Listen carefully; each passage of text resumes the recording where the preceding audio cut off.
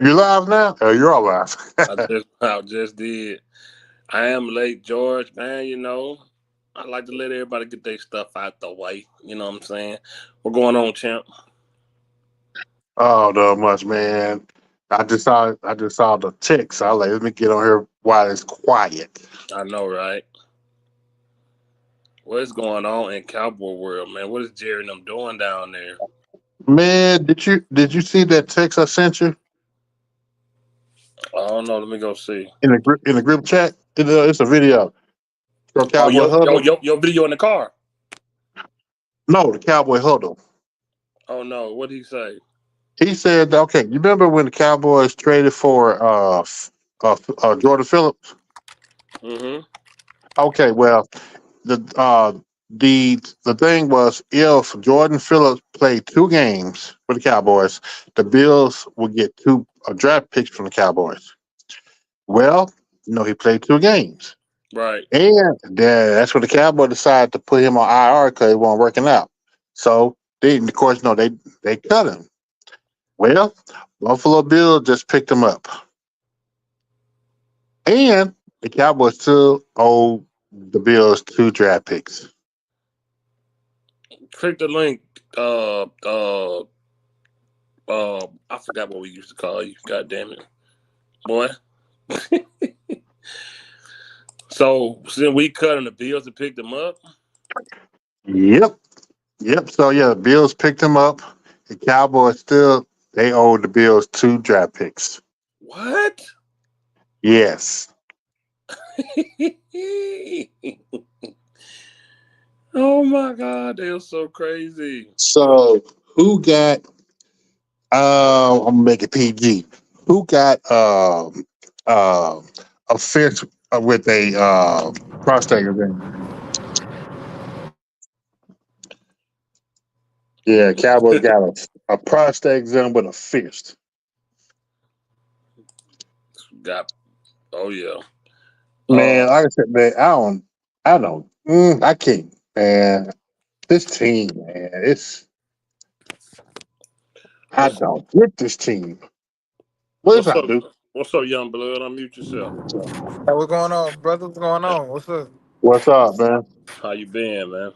Man, chilling, man. I'm on this road right now. Where you headed to? Shoot, I got a ball practice real quick. The practice got a game Saturday. Okay. What you in college now? Now I'm in a semi-pro league right now. I was in college, but a bunch of situations happened. I got hurt. My coach died, so a bunch of like little fortunate events. So you know. You in semi-pro? Who you play for? You said, "Oh, I play for? I play Yeah. for the Lone Star Crusaders. I had got traded a while ago though. I was in San Antonio, but I had got traded like a couple weeks ago. Lone Star Crusaders. You in the ABA? Yeah, ABA. Yeah. Okay. They pay you. Shoot, not right now, man. You can get it though through like sponsors and all that, but like, I don't get paid. Like everybody be asking me, you get paid? I'm like, nah, I don't get paid. You like it? Yeah, it's cool. The new team cool. I wasn't really messing with the old team like that though. What position you play? I play the four. I can play the five, but I prefer to play the four. That's good, brother. I'm happy for you. That's real good. Yeah, man, I ain't heard from you so long, man. It been a minute, man. Remember we used to go on them calls all the time, the little group call. Yeah, man. Yeah, man. It's been a long time, brother. Dang, so the Cowboys that trade, you had to hop on back on YouTube. Say that again. I said the Cowboys that trash again. You had to hop back on YouTube. Yeah, man. I pop up when the season, and I don't really do the off season videos, man. I feel. Saints fan. Who was that? What's up, brother? But yeah, man. What you think about? You been watching? Yeah, like I don't like. When I was young, I used to be emotionally, you know what I'm saying, attached to him. But I don't, Yeah. no, I don't react. I ain't reacted to since I was like 17, 18, How old are you now? 22. Damn, Boy, time go by fast. man. Goddamn, man. I'm telling you. That's how long they What been trailed. That's how you know. what was your old YouTube name? What was your old name on YouTube? Game changer. Gang motherfucking changer. That one video you Yeah, did. yeah, I remember that. You remember Game Changer? He was the young boy. Yeah. He had a crazy ass rant video. I hate it ain't up there no more, man. It was funny as hell. I think when they played the Broncos. He went off Yeah, on Zeke so bad, bro. yeah. I feel sorry for Zeke though. They done ran that man to the ground. I don't think he useless, but like how the fan base treat him and everything like that. Yeah. Well, I'm like, oh, I don't let me shut up. Y'all played But them. go Now, ahead though. Go ahead, speak on it though. now Zeke messed his own self up because if you're a running back and the main thing you need to take care of is your body. You see Correct, how Derrick Henry, correct. man, that boy playing better than some of the younger backs because I he agree. put in the work. Zeke didn't put in the work. Zeke spent most of his time probably at the strip club, And getting drunk, drinking. He didn't take care of his drinking. body. Yep, he didn't take care of his body. He won't take care of his body when it's close to training camp. You can't do that. Coach will be getting fired. So, Hunter Jules, I don't know. Jerry, I don't know if he'll fire McCarthy. Honestly, like it'll have to. He'll probably if we miss the playoff, he gone either way. But I think he gonna let him finish the season now. There's no need at this point. Yeah, because yeah, Star Jerry. quarterback on. Y'all, game changer. Y'all play the Marshals this weekend. Yeah, yeah. Who know that? You said This we play who? the Marshals. Yeah, we played Marshall. Yeah, we played them last week. That was my first game. I had 5 blocks, 14 points. Y'all played them Uh, last week. yeah, we played them last week. Play them again this week. Yeah. Y'all play them. Who Yeah, said y'all that? Saturday. Y'all play them in Temple, Texas. Yeah, yeah, yeah. That's where I'm at. I'm in Killeen right now. I'm stationed in Killeen right now. Okay, okay. Y'all motherfuckers are cooked though, cause that contract heavy. Man, we know that. Wait a minute, what's y'all record? I just joined. I don't know. No, I'm not talking about. I'm talking about Oh, this oh. Saints fan in the chat trying to talk about the Cowboys. What y'all gonna laugh hard as fuck if the Cowboys don't take? Bro, y'all stink. Y'all doo stink. Who that is? Saints? Who that is? Yeah, he's a Saints fan. Yeah, they did. Hey, we can't say nothing though. They did whoop us. So they suck too. They ain't won shit since. Yeah, they ain't no better than that. So, I tell you. They ain't no. Hey, bro, what They you ain't no think? better than. What you think about CD Lamb, man? One thing about CD, Yeah. I ain't gonna lie. Look, so like the first, I'm like, here's my thing with the new generation, bro. Right? I'm talking like I'm old head. I'm younger than them. You feel me? But like how they act act stuck up, bro. Like the position that they at, you know what I'm saying? You earned it, correct? But act like you still trying to earn it. Put you putting yourself before the team, and now look at the results. You and Dak don't have no connection. He throwing your way, interception. He's supposed to have a back shoulder fade. I mean, you expecting a back shoulder fade. He throwing it somewhere else. You know what I'm saying? It's just all it's combobulated, bro. That's my thing though, man. These new guys just stuck up, man. They not showing up to camp, trying to look all pretty and all that, man. Instead of just doing what's the most important thing, and that's winning the chip, bro. Cause I want to watch the Cowboys win the chip, man, before I die. Feel me? Yeah, for sure, for sure, for sure. I Yeah, I feel gotta say this. Oh my bad. Go ahead. yeah, I feel like they divas, man. These guys out here wearing $50,000, $60,000 necklace on the field, man. You know. Man, what? I don't even know when that started. I'm like, man, I don't know. I guess I just grew up different. That ain't my stilo though. I can't like any type of jewelry. I don't even wear jewelry, bro. Like, especially on the field for what? What you trying to show off for? Right, right. Yeah, it's crazy, brother. It's a different time now. These receivers now are different. I don't know, man. It's what you think about the Jonathan Mingo signing? It's, I mean, I really don't, man. I don't really know. I mean, hopefully, I mean, ain't he still pretty relatively young? He just got what drafted last year. Yeah, he a young guy. Yeah, maybe like a new scenery will help because I'm not comparing it to. I'm not trying to say he's Amari Cooper because remember people were saying about Amari Then he came to the Cowboys, revived his career. Then he went with the Browns, and then he, became quote unquote underrated. So maybe a new scene could help. My thing is, man, this offensive line is garbage, bro. Yeah, Man, I'm talking about I'll be on the road watching the game, like listening or watching the game every time. False start, number 60, hold it, number 60. I get it, he young, you feel me? He young. Like, God, dog, man. yeah. I agree with you this on this, how the fuck the Cowboys don't cook up nothing with Trey Lance. That would be my number one priority. Exactly. I don't know why they ain't doing nothing with Trey Lance. This team crazy. Like, what's your opinion on that? I never heard your opinion on that. I heard Oh, Dak? Cowboy. Yeah, I heard Mike speak about it Now not you've been too around long my channel for years. ago. Prescott, Man, man, I haven't seen any of your videos in a long time, man, to this year. So I don't for know if you thought real. he was not I for never real. Like, stop. I never stop posting. man, I had when I lost my channel, I forgot everybody account. I ain't gonna lie. Yeah, no, I never stopped post. I must have came back in your algorithm some type of way. Yeah, cause I don't keep up with the offense. Like I don't keep with the Cowboys like that, man. Like I'm being dead serious. Like I watch the games, I don't get emotionally Yeah, invested no more with none of that. yeah, no, I ain't never stopped posting. Every season I post. Every season I do video. I still do Freaky Friday. I still do WTF. Ain't nothing changed. I still do it all. I just do it during season. Off season, I don't really post much. I leave that to all the other guys. They are tanking, bro. But Dak is still the same. He's always been, man. Here and there, man. He's hit or miss. He ain't a guy that can get you where you need to go. He never will. Dak. Whatever Dak had in him to get. To be honest with you, if Dak was gonna get you there, it was that season.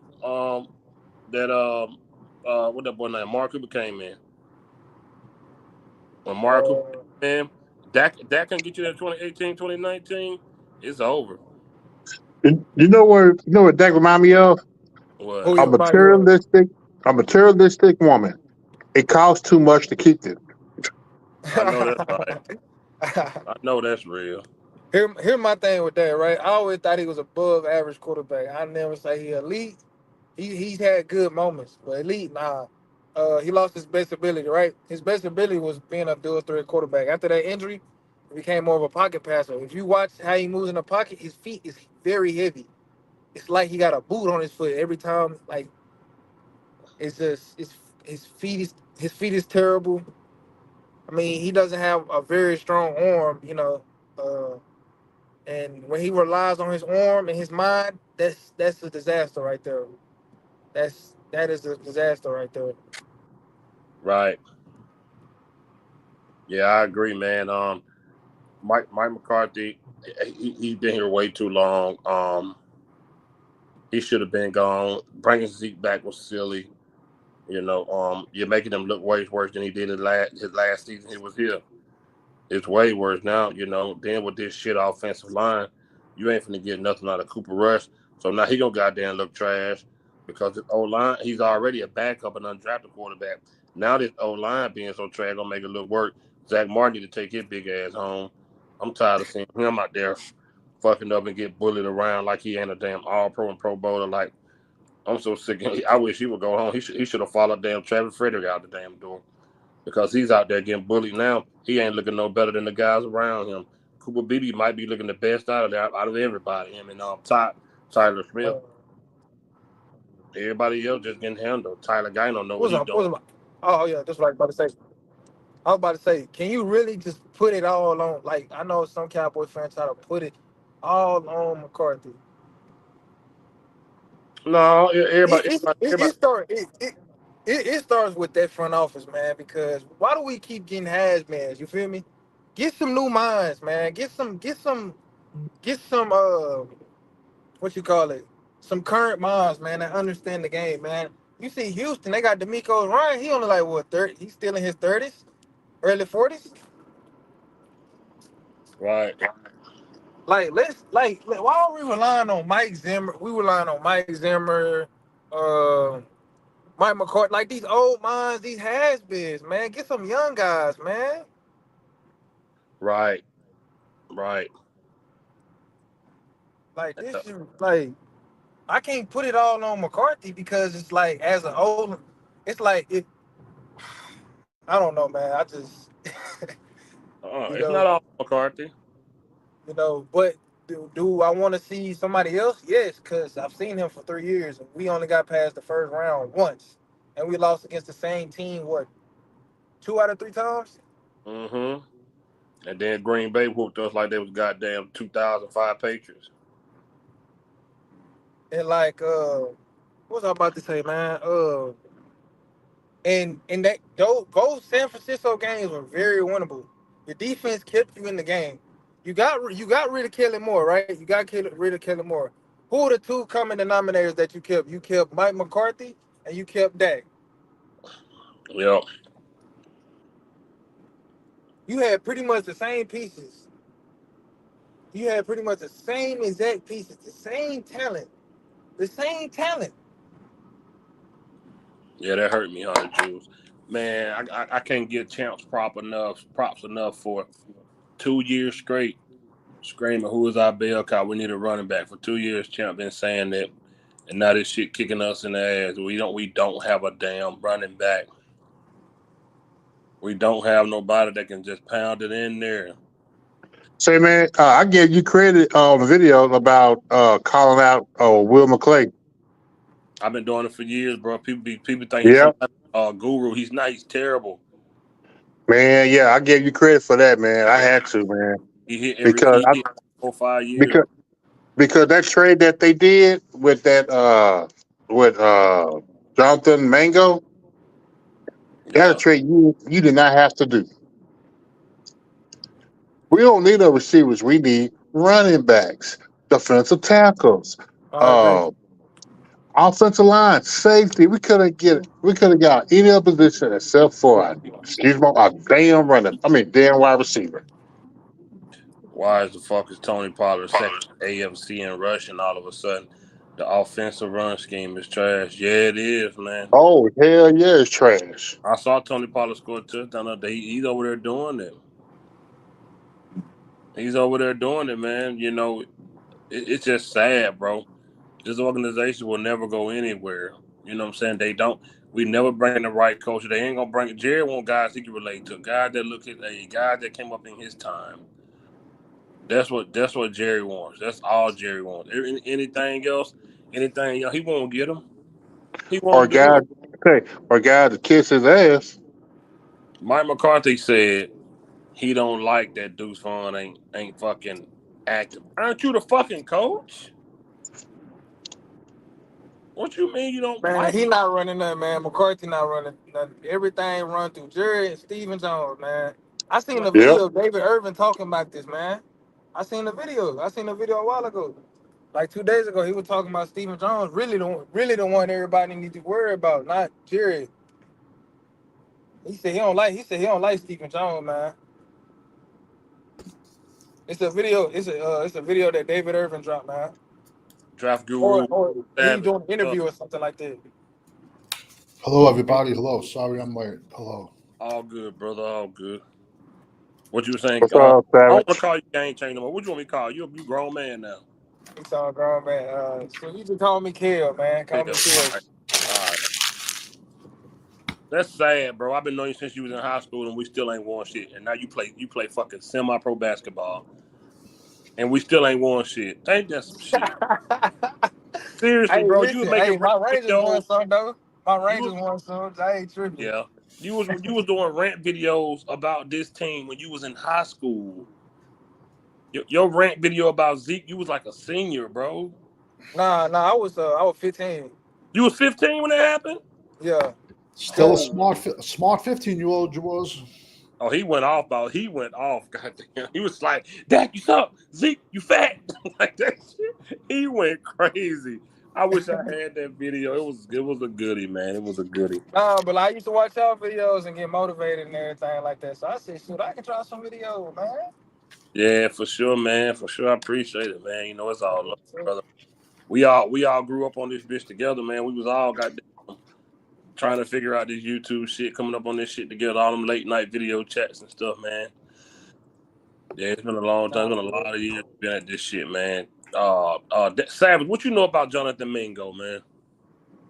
I know in 2 years he has 55 catches, 0 touchdowns. His average catch turns into it's like 10 yards per catch that he's averaged. Listen, I get it. He played for the Carolina Panthers, man, and that's where quarterbacks go to die. But I'll bet you $1 million in the 2023 draft, the Cowboys had a high grade on him at wide receiver. And of course, Carolina picked him ahead of us. Carolina picked him up. And he's been nothing but a bust with Carolina. 2 years, 0 touches, 0 touchdowns, 55 yards for 55 catches for 500 yards. And we gave a fourth. Are you joking? Like a fourth for this guy? I mean, Cowboys had a third round grade on him in that draft. I knew it. I knew it. That's exactly why they traded for him. But do you remember? Have you remembered since the first day you met me? First day I started doing the videos, that I said Jerry Jones is gonna pull a dumb stunt. Yep. At the trade deadline. I've Mm-hmm. been saying it all year. I thought we were going to go and overpay for a running back, but I said he's going to pull a dumb stunt at the trade deadline. Yep. And we lose Dak. Dak's probably out for the rest of the year because they're saying it's torn, it's off the bone. And now we get another wide receiver for Cooper Rush. Cooper Rush should have been traded yesterday, man. Yeah. And you gave up a 4 for Trey Lance. You might as well just ripped it up, what you gave up for Trey Lance. Because the season shot, this is a perfect example why, a perfect scenario if you're Trey Lance. Dak is hurt. Trey Lance has never played with the ones. Throw Trey Lance in. But no, we're going to put Cooper Rush in.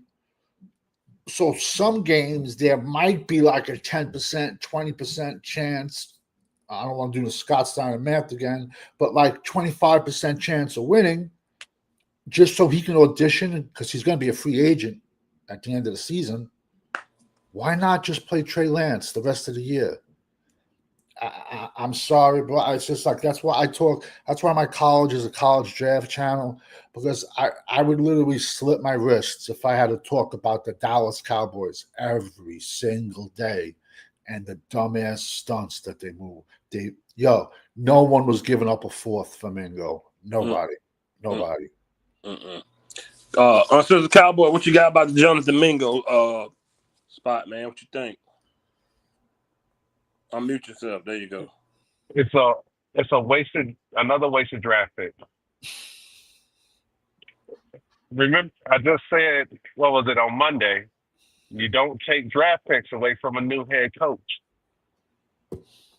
We don't know what the scheme is going to be next year. This dude is supposed to come in and learn our offense and be productive in a short amount of time. How many wide receivers have they brought in and put in the camp on the practice squad and things like that the last couple of years on these 1-year deals, 4 or 5 weeks, they never see the field. I got no faith that they made any decision with that guy that's going to put him in a position to get on the field effectively in the next 4 to 5 weeks. And Jerry must be trying to sell this off as some type of pick for the future, but you don't know your coaching scheme for next year. Right. Exactly. I have no idea. I got a feeling Jerry Jones coaches based off of what he hears in the media, or runs the organization based off of what he hears in the media. That is why we always are fixing problems a year too late, a week too late. We we should have ran the ball. And then next week, when you should be passing on the team that can't stop a pass, all we do is run the ball. And then you say, you should have passed the ball. This is the best run defense in the league. And then they try to run the next week. Every week, it's reactionary. They're not leading. They're very bad at player evaluation. Very, very bad. Tony Pollard being second in the AFC and rushing is exactly the proof that you got that this Mike McCarthy offense is terrible. Because Tony Pollard is not built like a bell cow back, but somehow the Tennessee Titans figured out how to make him an effective wrestler.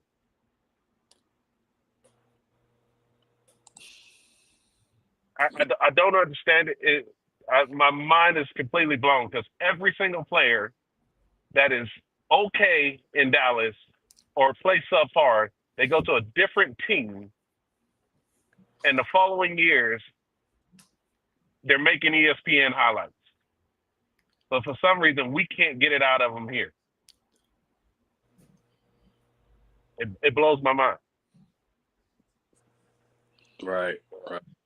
But I got zero faith in the trade. Like when I saw 1980s video, he's like, "Who?" I was the same way. Like who? And No then talk. No, keep going. and you go online and you try to find some everything online is highlight reels. Very few people are going to show you the things that they do bad. So when you go online and you try to find out who this player is, you're only going to see the highlights. And that's what ends up with this hopium shit that everybody gets, that everybody thinks like, oh, this is the guy that puts us over the hill. This is the guy that gets us over the hump, because everything online is all hopium shit. I didn't watch him play in college. I don't watch the Carolina Panthers enough. Apparently, this guy got what, 1 yard, one catch, 1 yard the entire season. I understand you got bottom of the barrel quarterback play in Carolina, but if you that dude, they figure out a way to get the ball to you, at least for more than one catch in 9 weeks. But for some reason, Jerry Jones just thinks that 4th round picks can be thrown around as a wait and see and try this. And you can get good players in the 4th round. Well, look at it. We got Dak Prescott in the 4th round. We got Ferguson in the 4th round. We could have got a running back last year in the 4th round. We got Tyler Badass 4th round. Tony Pollard was a 4th round pick. But what we did, the mistake we made with Tony was last year we franchised him, paid him $10 million to get healthy, and all we did was run him up the middle. That's all we did with Tony Pollard last year. For some reason, we gave him $10 million, we franchised him, forgot about throwing him passes out of the backfield, and then Pollard gets like 36, 38 million with the Titans, and he looks rejuvenated. I distinctly remember the big thing with Tony Pollard was catching balls out of the backfield, because his quickness, his burst, once he got the ball in his hand, that first step for Tony Pollard was his biggest attribute. And even right now, you look at Mike McCarthy's offense; it's everybody runs up the middle. Yeah. Well, Pollard played some wide It's an outside zone read running back, and they still run him up the middle. They don't change the offense to fit the players. They try to make the players fit the offense. It's crazy because like CeeDee Lamb is very good after the catch. So run him routes. If you got to sacrifice 2 wide receivers to do a crossing route to create traffic so that he gets open, I don't care if it's 3 yards in front of the line of scrimmage. Once he gets the ball in his hands, he's proven since he's been here that he can turn a 2-yard route if you give him a couple feet of space. He can turn that 2 yards into 15. You don't need to run him 15 yards.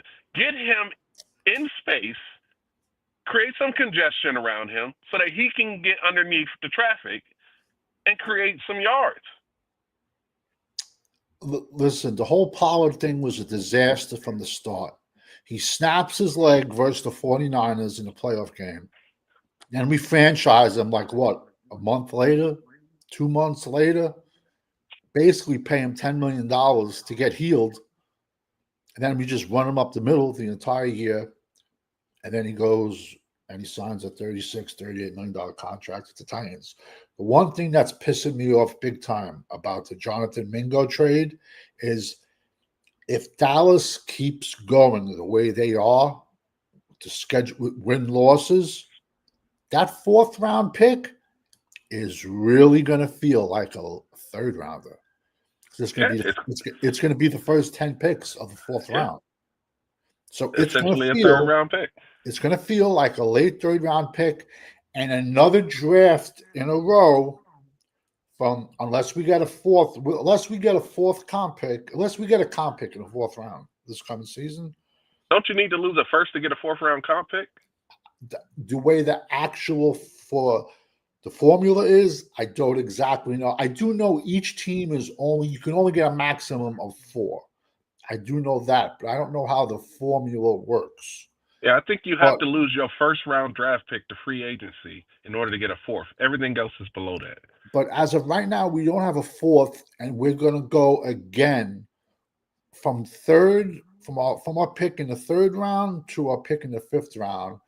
It's going to be like 80 to 90 spots before we pick again. And now we're going to be forced to take a running back in round 1. Watch. Because all our fans who wanted a wide receiver, that's off the board now. We can't take a wide receiver rounds 1, 2, 3. Can't do it. Gotta take it. Better take a D lineman. Better take. I would have lost my shit if they drafted a wide receiver in the first round.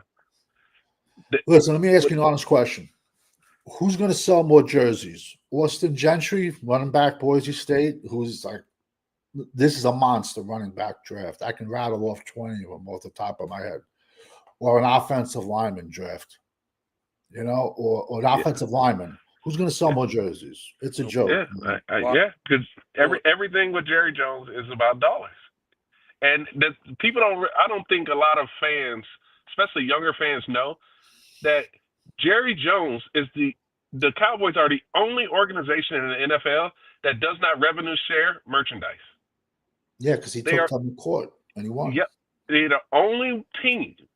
So you're right. He would get a wide receiver or running back in the first round because he can sell those jerseys and billboards and all of that other crap that he cares about, because that's going to put money directly into his pockets. That does not go into revenue sharing or anything.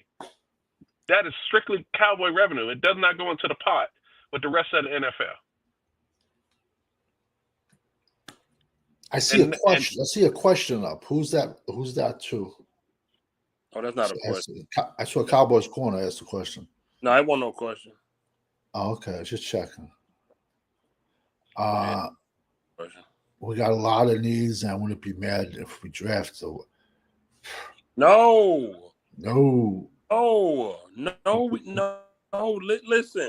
Listen. I don't. First of all, bringing in this Mingo guy when your starting quarterback, who's also a tad bit above average, is gone himself. Cooper Rush, an undrafted quarterback who ain't been a starter for a reason. A reason. And you bring him in. Makes no sense. And about drafting, you can't draft. First of all, Dak is going to start another season next year off another major injury. Dak Prescott is in the Tony Romo era of his career where he's getting injured damn near it's a foot, it's a finger messed up, it's a hand, it's an ankle, it's a toe. Hell, this offseason he was in a goddamn boot and we hadn't played a game. Listen, his lower body is failing him. He don't got his legs no more. He's not a dual threat running back. He's continuously getting hurt. That's not good. That's not something you build your franchise around. You don't give that type of guy $231 million, and you damn sure don't bring in no other stud wide receiver because it's gonna look like he's the bad one. It's gonna look like a failed draft pick on top of what you already got going on with CeeDee Lamb, because we're saying, oh damn, we pay Lamb all this money. Man, that can't get this man the ball. You don't bring in no wide. No. You focus on the running game, man. You limit Dak as much as you can in the passing game because he don't have it. You let him turn around, hand that goddamn ball off. Simple as that, bro. And you throw it when necessary. You make these guys stay honest to the run game. You don't let them just spread it out and tell you, hey, no, you're going to throw it. No, man, you make them fill up that box with a good running back. That's why Savage, draft guru, got me into to this damn draft. Looking at all these damn running backs now, got me hype as hell, and I'm seeing how many it fucking is. Oh my god, it's so many. 20, I, at least 20. At least 20. I want two. That's why I hate we gave up this fourth round, man. I want to come out of this draft with 2 running backs also. We gave up the fourth round, bro. That probably was a good spot, man. 100%. The run, in my opinion, the run on running backs is going to start round 2. And you could have got a sweet running back in round 4. And just now, so now we are forced to go running back with one of our first 3 rounders, unless Dallas trades back. Listen, let's be honest, man. We can have a top 10 pick, and unless there's like a great edge there, or probably Will Campbell, offensive tackle from LSU, or Banks from Texas, Jevy's going to trade back and try to recoup that 4th round pick, or maybe get an extra 3rd. We're going to buy. There's going to be great quarterbacks on the board when we pick, and someone's going to call us up, and you calling me, it's the quarterback tax. You want a quarterback, you got to pay more than normal. And he's going to trade back, but he's already shown his hand for April's draft, and it's such a joke. The O-line still has major question marks. I understand they're young, and like I said, it's going to take time for them to get together. But in my opinion, Steele should be gone, and Guyton should be the right tackle. And if the number one rated left tackle is staring you in the face, I don't know how you don't draft him. And on defense, we got to go heavy. We have to draft at least 2 defensive tackles and 2 edges this draft. It's just, but the trade yesterday, you lose your quarterback for probably the year, and then you go out and trade for a wide receiver. That's like if your cat pissed on the floor and you kicked your dog. Like, bro, that doesn't even make sense, man. It don't make sense. Man. It's just nothing. But what I do want to know is who's making these decisions? Right. Who? Listen, I honestly believe we could have prime Jerry Rice, T.O., and Randy Moss on this team. And behind this ridiculous offensive line and this subpar quarterback play, it wouldn't make a difference. You changed over 40% of your offensive line. You got another 40% that is either aged out of the game or about to be, and you don't have time. You don't have time behind that offensive line. The scheme is Mike Solari should have been gone. This blocking, the fact that Tony Pollard can be so successful up there is dead proof that the offensive blocking scheme on that line is atrocious. Something has to change, and it's just been a status quo. And this team has been mismanaged for years, but they've been winning, and it's like something boiling in a pot, and you got to stir it because it's burning on the bottom, even though the top looks good. Mm-hmm. But eventually, if it continues to sit, the entire pot is done. The bottom of this team, the very core of it, has issues, and you got to gut it, and that's why I think that they should have been sellers of even the stars on this team, accumulate the draft picks, and come with a new coach with a new mentality to put a new culture. Some of these guys, it's like I own my company out here. I've ran it for 13 years, and I've always taken in younger people new to my industry because I can mold them and get them to do things the way my standard is. When I hire somebody with experience, you got to break their old habits from a different person who want them to do it their way. You got to break them and then rebuild them back up to get them to do it the way you want them to do it. So getting fresh meat in the draft and bringing them into this lackadaisical culture, like I think what was the Cowboy Corner a couple days ago said about Micah Parsons when he first got into the league. He wasn't all of this showman shit that everybody is now. Yeah. And then I'm watching the off season. They need to remove these fucking foosball tables, this hockey table, and all this other extra bullshit that's in the star. Get rid of it. Y'all haven't earned it. You haven't earned the right to take time off and play foosball in between practice. It's so damn lackadaisical because it's about entertainment. It's about asses and seats. And if he can put 100,000 in there, he don't care what the score is at the end of the game. This, I had to bite my tongue. This MFer is, he shoots his ass down. I swear he got a fireman pole. He comes down out of that damn suite and in front of that damn locker room before the players can get off the field to do an interview. It is absolutely amazing how he is an attention whore. He don't care what it is. He has to be in front of the camera. And he'll say some of the dumbest shit because he know that they're going to run with it on A-Block the entire day. The way he stole opening night away from the Kansas City Chiefs by releasing that Dak Prescott when everybody that got a brain knew that that contract was already done. But he wanted to make sure that on opening night of the NFL, the Dallas Cowboys was talked about. And then he saved CeeDee Lamb's contract for the week between preseason and opening week because he wanted to make sure that when the NFL was down, the Dallas Cowboys stayed in the news. Don't you notice when we make a coaching change, Jerry hires them the week of the Super Bowl? So even though Dallas ain't in the Super Bowl, everyone's talking about Dallas. He's got to put the Cowboys in everything. It's a brand. That all it is a brand. And I'm glad you brought up the lackadaisical part because the other night I said, it's amazing how it doesn't matter who the coach is. It seems like we always lead the league in penalties. It doesn't matter who the head coach is. That's just discipline. I'm disciplined. I don't even know what to say, man. And you get players that'll commit multiple penalties back to back, and they don't even pull them off the field. Like, get your ass over here. What the hell is going through your head? Explain to me, do you got it today? Because if not, you can sit down and I'll put the backup in. Because you can't keep putting us in 1st and 20, 1st and 15, because your head ain't in it today.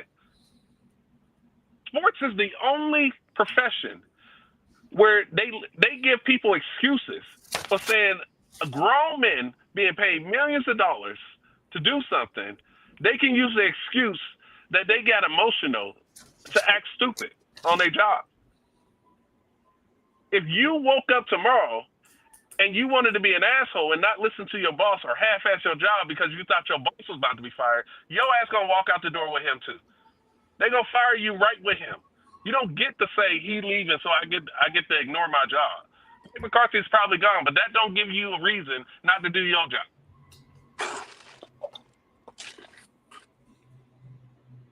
And they sit up there and CeeDee Lamb pouting on the sideline and all that shit, man. You still a professional, man.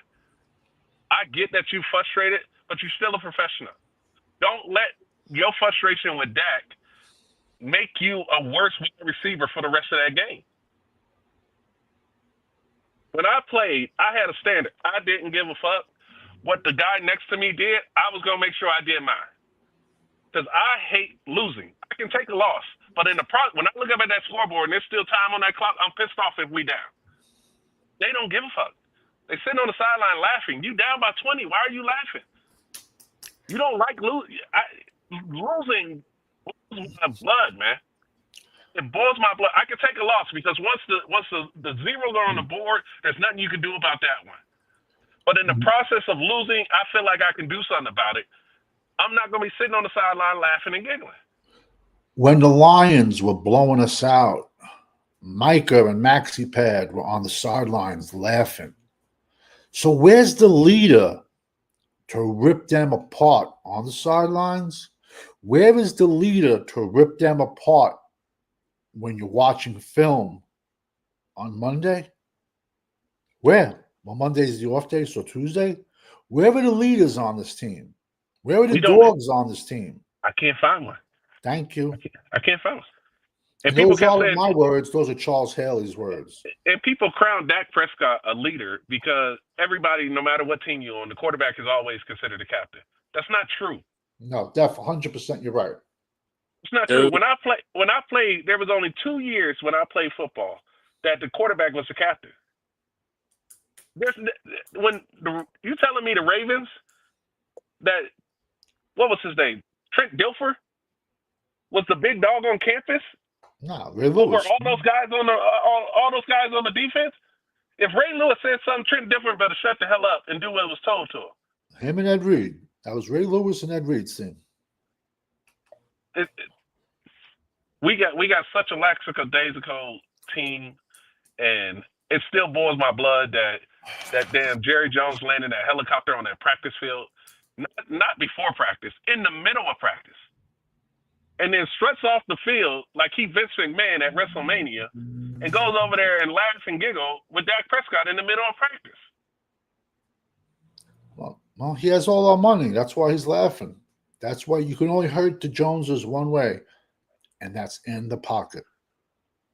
That's it. It blows my mind, man. yeah, man, it sucks, man. It sucks bad, bro. Any advice? Well, not advice, but what is there any way to fix this damn offensive line next year, or is it a longer process than that? Me personally, I would. No, go ahead. You're probably 3 years out from it. In all honesty, you need personnel, and then you're hoping that you got a coach and a offensive mentality and scheme that can develop that personnel. I don't think the current coaching staff is able to develop talent. Mike McCarthy made his name off of Aaron Rodgers.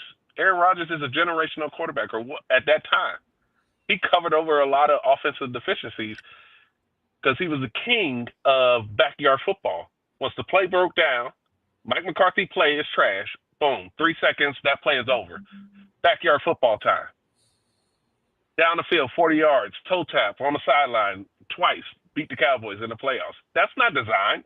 That's Aaron Rodgers being Aaron Rodgers. Yeah.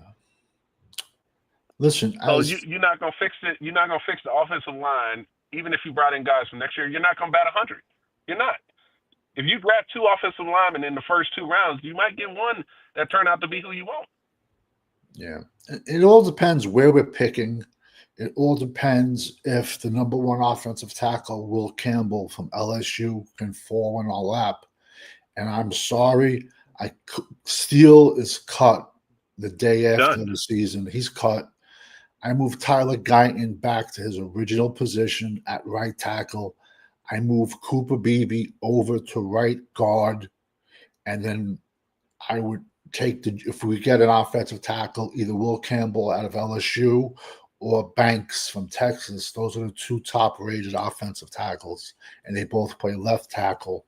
And like I said, I'm just nitpicking, and it's not me.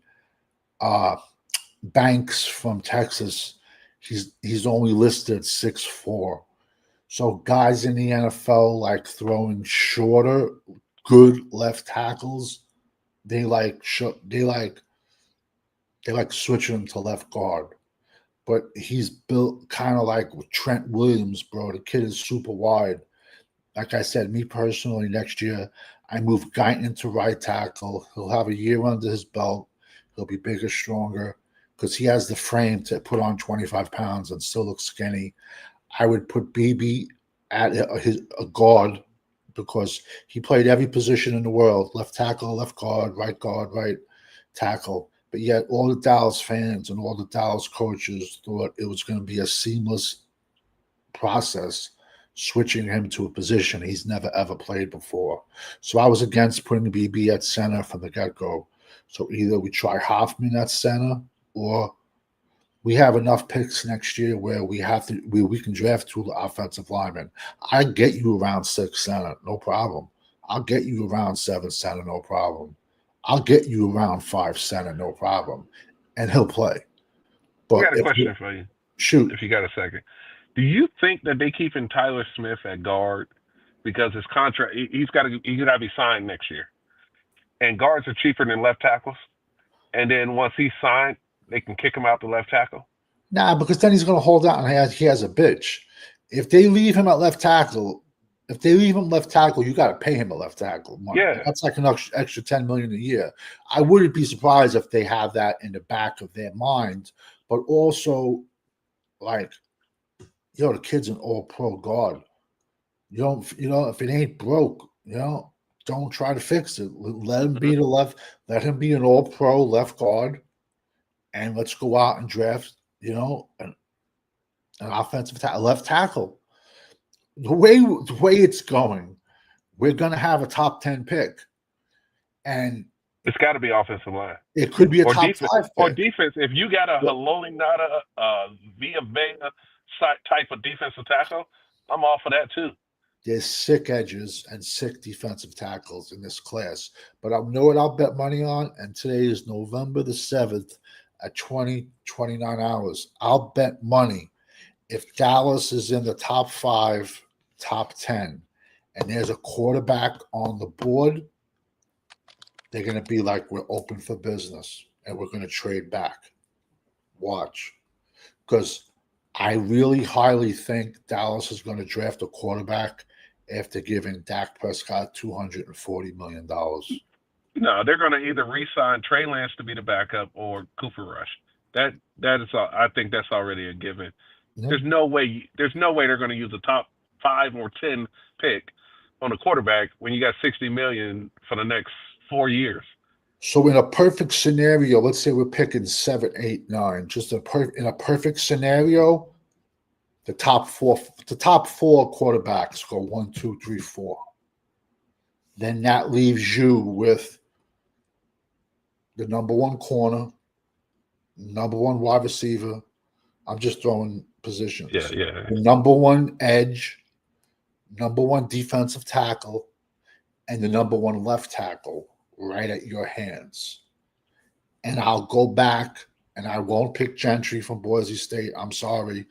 I'll give you dudes that play in much bigger conferences that have the same stats as him, and they're much bigger than him. He is a talent. Don't get me wrong. Austin Gentry out of Boise State. But how I look at him now, I look at him as a 5'8", 210-pound running back that can't pass block. And I would love to see Austin Gentry turn up at the Senior Bowl.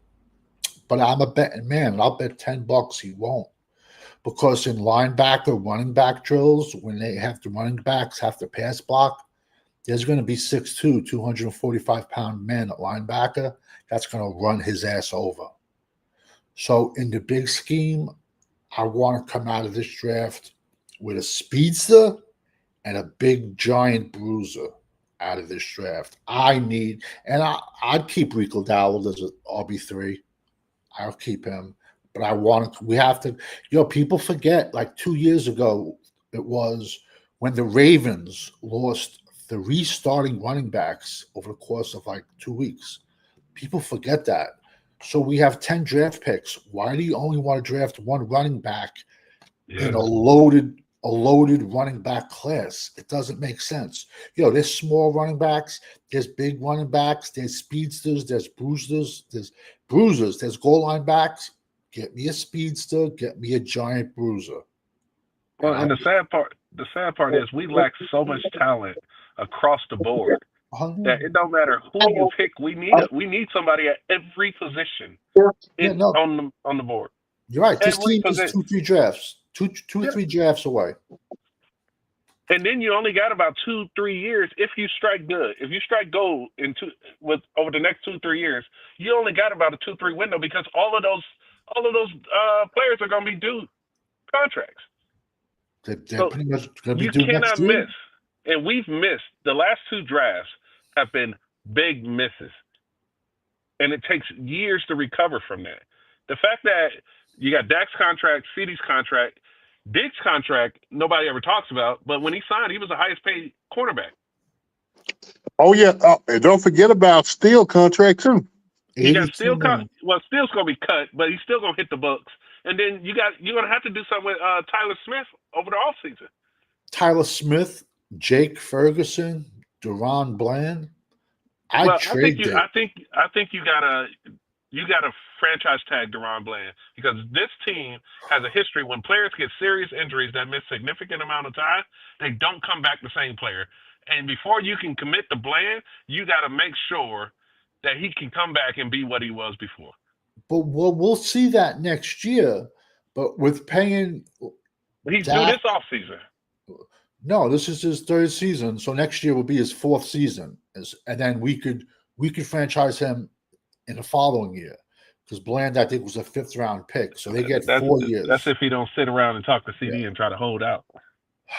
He's going to be in a tough situation trying to hold out coming off an injury, So I mean, where he can go out and show himself off. If Dallas ain't going to sign him, he can go and show himself off to the 31 other teams in the NFL. I mean, the only problem is his last full season, he broke the NFL record in interception returns. That's what he's gonna have to stand on. Is that the last tape he put out is good tape? Listen, I'm I got sorry. I did it real quick. I did a video the other day. I keep Duron Bland, and I trade if Trevon Diggs doesn't stop making these business decisions. I trade Diggs. I trade Yeah, Diggs, and I keep Bland because you you can't know, do it both. it would be one thing if Diggs was still intercepting the ball at a high clip, or he wasn't or he was locked down on the field. You can everybody tolerated Dion. They knew Dion made business decisions. But we knew the business around Dion was that 50% of the field was not going to be touched. Thank And if you. and if you Thank went over you. there, he was going to make you pay for it. So Thank you. you can tolerate somebody like that and know that hey, if you run over there, he might not make the tackle, but on the next snap he might get you the interception.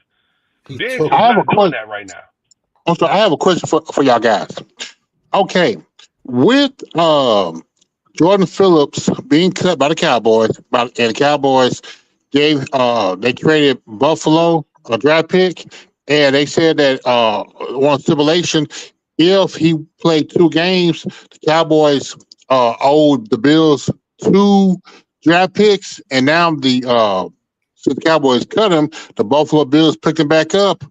Do y'all know which rounds these draft picks that the Cowboys got to own the Bills are? It was the Giants we traded for. We traded. He was Oh, the on the Giants. Giants. Okay. He was originally a free agent but he played for Buffalo. He was a free agent. But to start a free agency, all the Joneses were on their yacht partying. They're on $1 billion yacht. So the Giants picked him up in free agency for nothing. From what I read, we sent a sixth to the Giants, and we got back Jordan Phillips and a 2026 seventh round pick. He played those 2 games, put him on IR. He said he wasn't injured. And I think the NFL should fine the Cowboys as long as it's not draft picks, just find the money. So Dallas cut him, and then he went back to the Buffalo Bills and said, I'm glad to be out of Dallas. One more question on who's making those decisions. I'll say a combination of Will McClay and Steven. They got to go. McClay's worn out his welcome. I'm sorry. Overrated. Just like with just like trading for this Jonathan Mingo. I Okay. believe that's Will McClay talking to Jerry, and Jerry putting his signature for approval. I mean, but do we honestly think Jerry watches football? He doesn't watch football. He's like he watches Dallas football. He's never saw Jonathan Mingo play a game in his life. You know what I'm saying? So it's got to fall back on the coaching staff and our scouts. I'm That's sorry. exactly why he was surprised. That's why you can say he was surprised he didn't see the season coming because he don't know what he's watching. Listen, he's ready for the glue factory. I'm pretty sure all we saw this season coming. Oh yeah, we definitely saw it. We definitely saw it. I gave it 7-10. I got them. Okay, go ahead. I'm sorry. Oh, I would say I got them at right now 4 and 4-12, 4-13. That would be beautiful. I would love that. That would be like a top 5 pick. I said 5-12 before the season started. That would be like a top. Yeah, I did too. I said between Like I said between 5 and 7 victories. that's another reason why you don't want to rip off 2 wins, let's say, at the end of the season. Because that 5th pick now just turns into the 10th, 11th pick. You know what I'm saying? Listen, if they can get in that quarterback range, everyone knows they're not drafting a quarterback. They're just not. So What quarterback I this year, Savage? listen, you got to take the elephant out of the room. And a lot of people are going to look at Shador Sanders from Colorado. Oh, Listen, I hope I not. think, listen, is he very talented? Yes. Has he played ever behind a good offensive line? No. But how many coaches and general managers / owners are going to deal with the circus that comes with him? and it's The only damn. one I know of is going to be Jerry Jones. You know what I'm saying? What about if they draft a quarterback in the first round and just have him sit for at least 3 years? Oh, that's. Listen, man, that's ballsy to draft a quarterback and let him sit for 3 years. You know, I mean, if that's the case, you might as well just trade everybody you got now. They worked for Green Bay twice. Because well, here's the thing. That era of young quarterbacks sitting behind veterans that are really good is gone. But Yeah. with Green Bay twice, they were both also late. They were late first rounders. Jordan Love was a late first rounder. So was Aaron Rodgers, a late first rounder. That's a big difference from taking a quarterback in the top 5 and say, That's true. That's a couple $1 million a year difference. you know, sit on the bench now. I'm talking about draft value. Yeah, It's like a big difference. Jordan Love and Rodgers in a top 5 quarterback learning behind Dak Prescott and Mike McCarthy. That is disaster. I don't even see Mike. I don't see Mike next year. And Dak, it ain't nothing to learn. Nah, we've seen what we've seen. Oh no, yes it is. Learn. I'll say when you see the quarterback, do the opposite of what he's doing. I like what Trey Lance said to the media today. I like what he said. What he said? He said, I feel like I'm ready to play football. I want to see. They gotta put the kid on the field, man. You gotta see what you got. No, absolutely. We I traded. mean, even if he's your future, your next 5 years of backup quarterback, you got to see what you got. You gave up a 4th a year ago for him. What if you could put him out there and he finished off good, and you can use him as trade bait? What if he finished off? Even if he bombs, at least you know what you got. Yeah, you can't even use him at trade bait. He's a free agent after the year. Oh yeah. Yes. Cooper Rush and Trey Lance are both free agents. We never picked up. Just came here for nothing. We didn't. That's We what I'm never saying. picked You up. gotta We never put him picked on up the Trey field and Lance's see what 5th you year got. option. You Trey gotta see what Lance's you 5th got. year option was over $20 million. He came here and made money for nothing. Holding an iPad. Holding a damn iPad. Nice country, America. Yes, it is. Getting paid $6-7 million for holding an iPad. That's why you got to put him on the field. And even if he bombs, you can at least say, hey, look, he's not the guy. We got to go get a capable backup. Or you re-sign Rush for 2 more years, and you continue to try to find a decent backup quarterback. But you can't just let this dude walk out of the building with not one real game snap after a 4th round pick. That going down is the perfect lineup for like, hey, look, the season is over. Let's see what we got in these young guys, or if we need to move on. I think Cooper Rush is going to have a short leash. A very, very. Can I help you? What happened? He at work. He talking to somebody. Okay. I think Cooper Rush is going to have a very, very, very short leash. I said that too, bro. And sorry about that, guys. I forgot to put it on. But if you go run him with that short of a leash, then you might as well not even put him out there. We should have traded him. Is what we should have done. they doing this like I said. They gave him a chance. I think Trey Lance early on. I guarantee you could have got a fourth at least for Cooper Rush during the Absolutely. offseason. You could have. Absolutely. He can And start for once 5, some of 6 the quarterbacks went down, you could have probably got him to Minnesota for a third before they knew what they had with Sam. Raiders would have drafted from. Mm-hmm. Yep. They just sit on their hands. Everything is reactionary with him. I think Jerry Jones sits back and he watches ESPN and then he goes, "Hey, you think we can do that?" You know why though? But the reason he sits back like that is, and there's no fire underneath his ass, is the stadium sold out for the next 30 years. He's no matter whether Dallas goes 17-0 or 0-17, he knows that the fans are going to show up every week, spend 150, 100, 200 bucks on a jersey, spend $20 on a piss poor beer, spend $150 to park. There's no urgency with him. Them That's fucking why the owner $7 goddamn dollars, man. Nachos 30, is $7, bro. 30 years. We're going on this 30 years. Do you know when he built the new stadium? They took dirt and put it in glass jars. And he sold the dirt as the Dallas Cowboys, AT&T or whatever, Dallas Cowboys Stadium dirt in glass jars. And people bought them. Oh, hey, Savage. He sold some of the concrete from Texas Stadium and the old seats from Texas Stadium. Seats, I can see a lot of like memorabilia do that, like especially like when they tore down the old Yankee Stadium. Those seats were big money buying them, and the fans gobbled them up.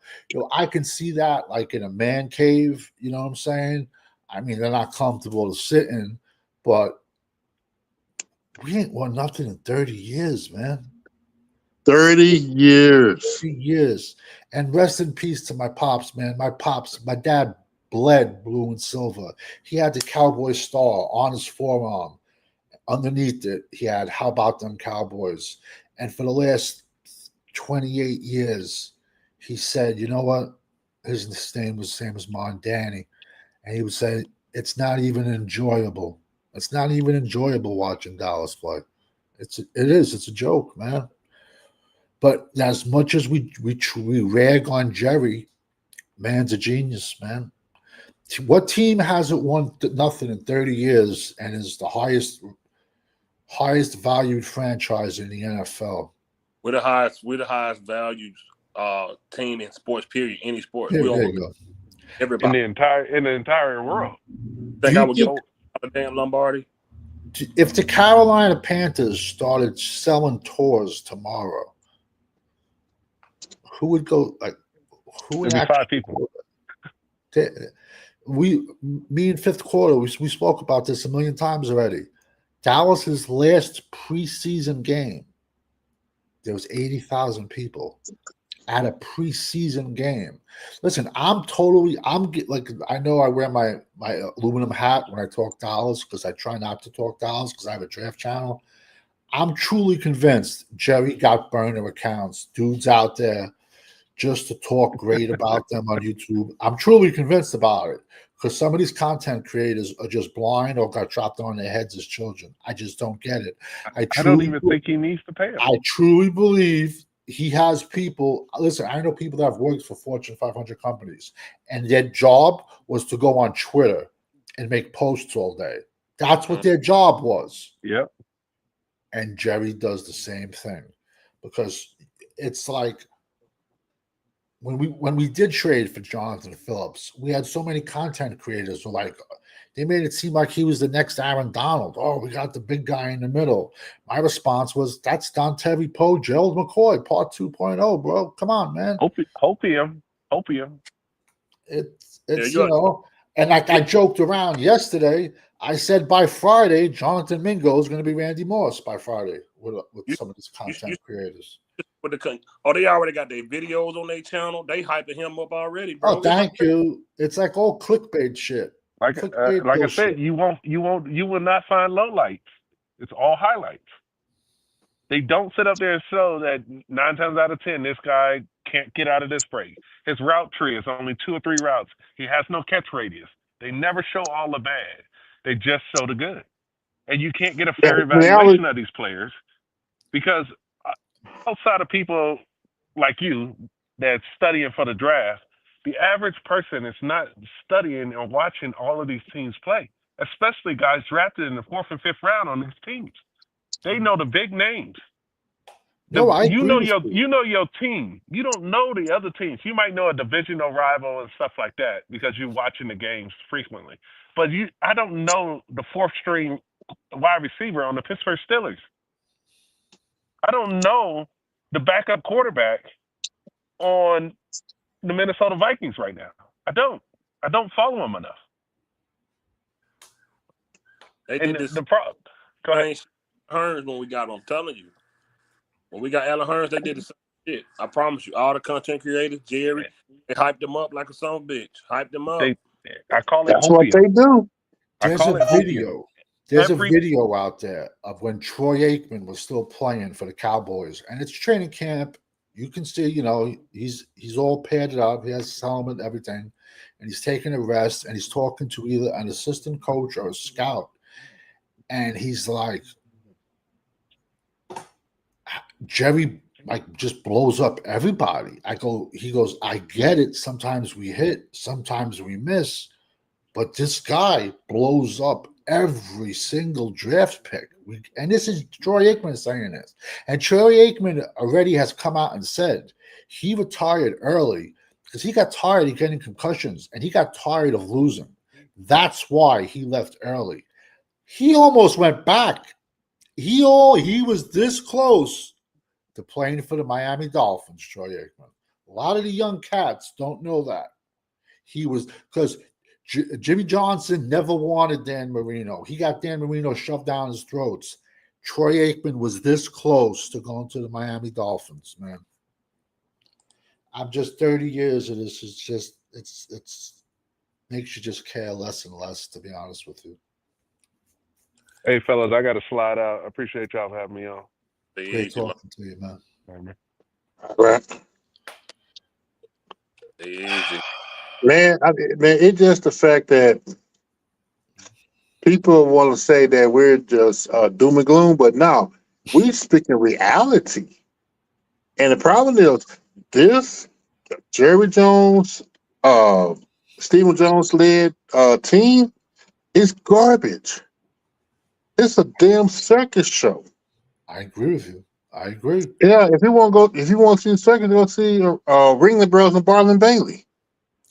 You know what it is? Hopefully our voices will be loud enough.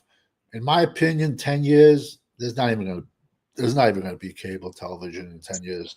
Everything's going to be on a computer. Everything's going to be through YouTube. Think about it. Not everybody has cable in this world.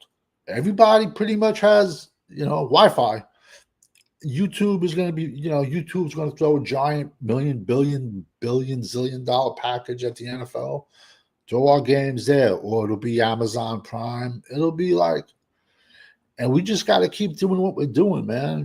We're not talking shit. We're talking. I was going to say you capping, Savage. He said Aiden was getting concussions. He said that. He said he was getting concussions. He got tired of losing. He probably was tired of losing too. Why couldn't he be tired of losing? Do you want me to find you the video where Troy Aikman said he refused to play for Dallas no more because he got tired of putting his body out there and losing? Do you want me to pull that video out? Mm-hmm. Or we can do it later on. Yeah. We can do that later on. Yeah. Mm-hmm. He goes, I got tired of playing for a substandard. Do you know Barry Switzer? You know Troy Aikman played for Barry Switzer in college. Troy Aikman started off at you. I'm going to give you Cowboys Corner some knowledge without here in my hands. Not going on. And guess what? And Troy, he wanted to play Troy Aikman and that not Wishbone. What was the offense? I'm getting to that. Not going to no court. Not going to my computer or phone to look things up. It was a run. It was the Wishbone. It was the Wishbone. Wishbone. Okay. Yeah. Then later on, he went to UCLA. Exactly. Troy Aikman played for Barry Switzer at Oklahoma. He knew what he was then. Then he transferred to UCLA. Then Mm-hmm. all the garbage they put around him and a few concussions, he said, "Yeah, well, that's it. I'm out." And And then the He's fact on. remained that. Oh, I'm sorry. Go ahead. I'm sorry. Oh, go ahead. I was saying the fact remained that he brought Jerry brought Switzer here, and Switzer was nothing but a clown. He was Switzer nothing but was a a player coach. There was a book about Cowboys. As much as I hate Skip Bayless wrote it, and it's an old book. It was called Boys Will Be Boys. And they said when the Cowboys had an away game, Switzer would have 3 hotel rooms, one for him and his wife, one for him and his mistress, and one for whatever woman he met on the trip. And how crazy the Cowboys were back then. I don't care. They were crazy. They were winning championships. But if they would have gave Troy Randy Moss, if they would have gave more weapons, Troy Aikman would have played more with Dallas Cowboys. And he said the reason he's leaving is this is not my standard. It was an ESPN video, and you even see him on the sidelines. I should not have to coach these people. I'm not a coach. I'm a quarterback. I shouldn't have to reprimand them every single play. That's why at jobs there's supervisors. That's why in sports we have coaches. And sometimes the players do have to police themselves. But we don't have any of that. It has because it's the culture. Everybody is too. What 1980 said, they too sissified. So Cowboys Corner, you think Troy Aikman only retired for the simple reason was the concussion? You don't think he would have sat around you don't think he would have played an extra 2-3 years with Randy Moss on the team? There was a video instead of Greg Ellis? There's a video of him ranting about the offensive line that wasn't blocking. Like at the end of his career, Troy started complaining about shit. There's a video of him ranting saying the coaches won't do nothing about it, the owner won't do nothing about it. He said it's ridiculous. So Troy was definitely complaining about getting beat up and losing out there, man. There's a video of that of him on the sideline going off during the game. He went to the O-line and said, that's bullshit. We playing like shit. And he'd have to do that at practice, And I mean, let's be honest, man. We had Troy. We had Michael. We had Emmett. Can you picture adding Randy Moss to that offense? I'm sorry. That's one more ring. That's another ring. And that's why when guys play Dallas, they played with a chip on their shoulder. We had a scout in West Virginia at a hotel. We told Randy Moss we were drafting him. We were picking 7 that year. We told him, if you're on the board, we are taking you. Dallas had a scout in West Virginia at a hotel. And who do we take? And that's why he always gets knocked down a lot in people's eyes. Greg Ellis. So Cowboys Corner, you think it has nothing to do with the talent around him? Has nothing to do. So you think he would have retired still with Randy Moss on the team? No. Well, I'm just responding to Cowboys Corner question. And people don't. I know I'm much older than a lot of guys, but people forget to realize he was this close. Oh, man. Did you ever hear that story?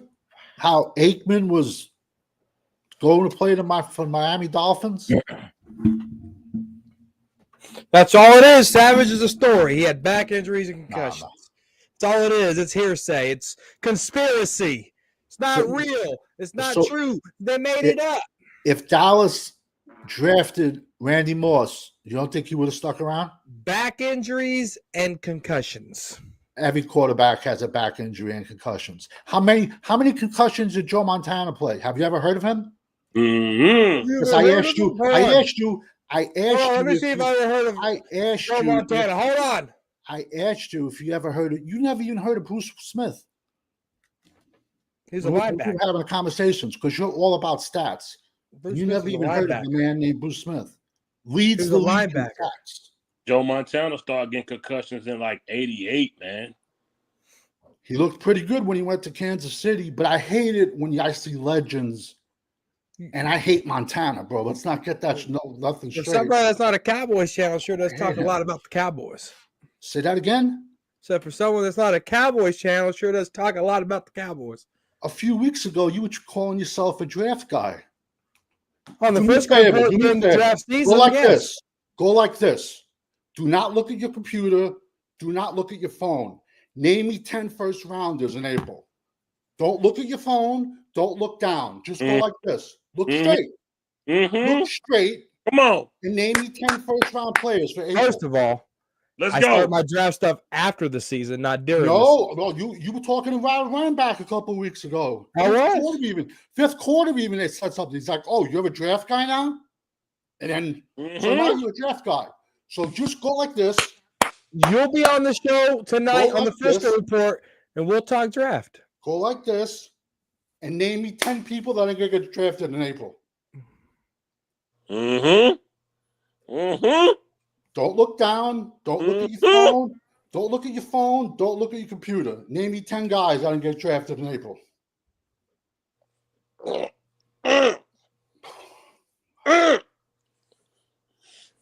It's like the first time I've ever heard you not say nothing. Let's go. It's stupid. Everybody, even Joe knows, who I talk draft with, knows I don't dip into the draft till after the season. Everybody knows that. Joe leads the show. And I carry my weight to what I know about the draft picks. You watch this Frisco Report. We've been doing it for 5 years that way. You're not proving nothing. I got 5 years of tape of how I do the draft. It's nothing new. You were talking Bye, Felicia. weeks ago. Bye, Felicia. Yeah, I talk draft after the season. Bye, Felicia. How was it before the season? You were talking draft 3 weeks ago. I mentioned one running back. Fifth quarter. I mentioned one running back. And he said, now you have a draft guy? And you're like, and you have a time. It's on video. And you're like, yeah, I'm a draft guy. Yeah, after the season. So now everyone knows that, Savage. I do that for 5 years on the Frisco Report. And it gets a lot of views. You have a lot of views. A lot of people watch us live on day one of the draft. I mean, I got to know something if people are watching it, but I don't start my draft process till the Cowboys are done. The day of the draft Cowboys are done in January, so I have to soak in knowledge from the end of the season all the way up to the draft. I got to soak that in. You, on the other hand, you do it daily. We're not the same on that. So what are you trying to prove here, bud?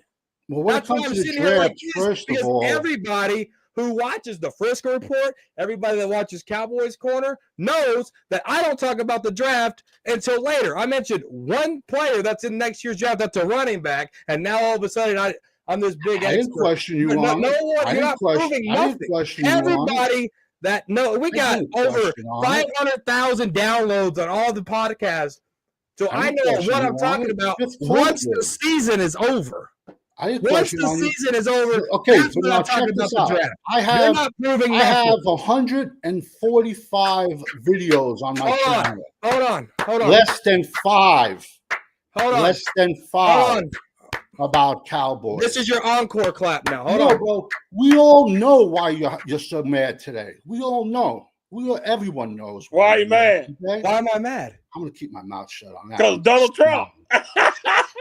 Everyone knows why you're mad. Everybody in the world knows why you're mad today. Why you're in a bad mood.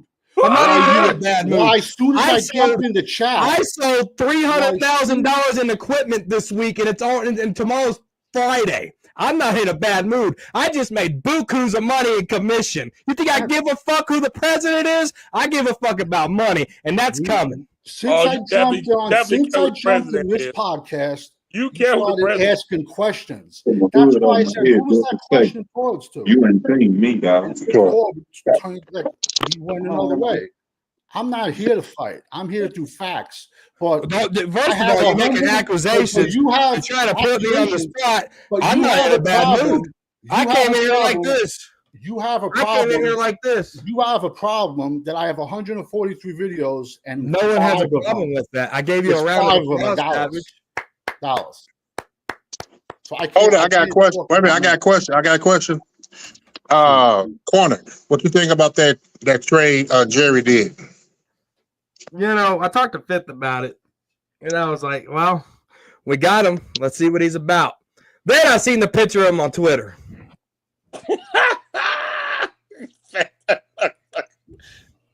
I thought it was me out there with the beer gut. I said, oh, Lord, baby, Jesus is the defensive end. Wait a minute, that was him? That was him. They messed up a good ad back and forth. I don't know why Champ did. Wait a minute, that was him. That was him. Man, he didn't play defensive end. That was John Domingo. What the fuck? That boy didn't play defensive end. Corner, now why the hell you just lied saying you ain't care who the president is? I don't talk politics on YouTube. Yeah, they don't go together.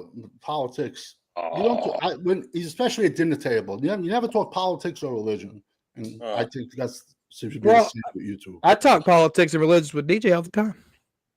Off the thing. So now get back to the draft. Who is the draft? Who is the draft guru around here?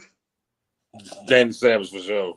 I got to keep my mouth shut. Let other people say that. Look, I respect everybody that rock with the draft, but if I can ask you about a certain position at a certain college, you can name that player on the spot.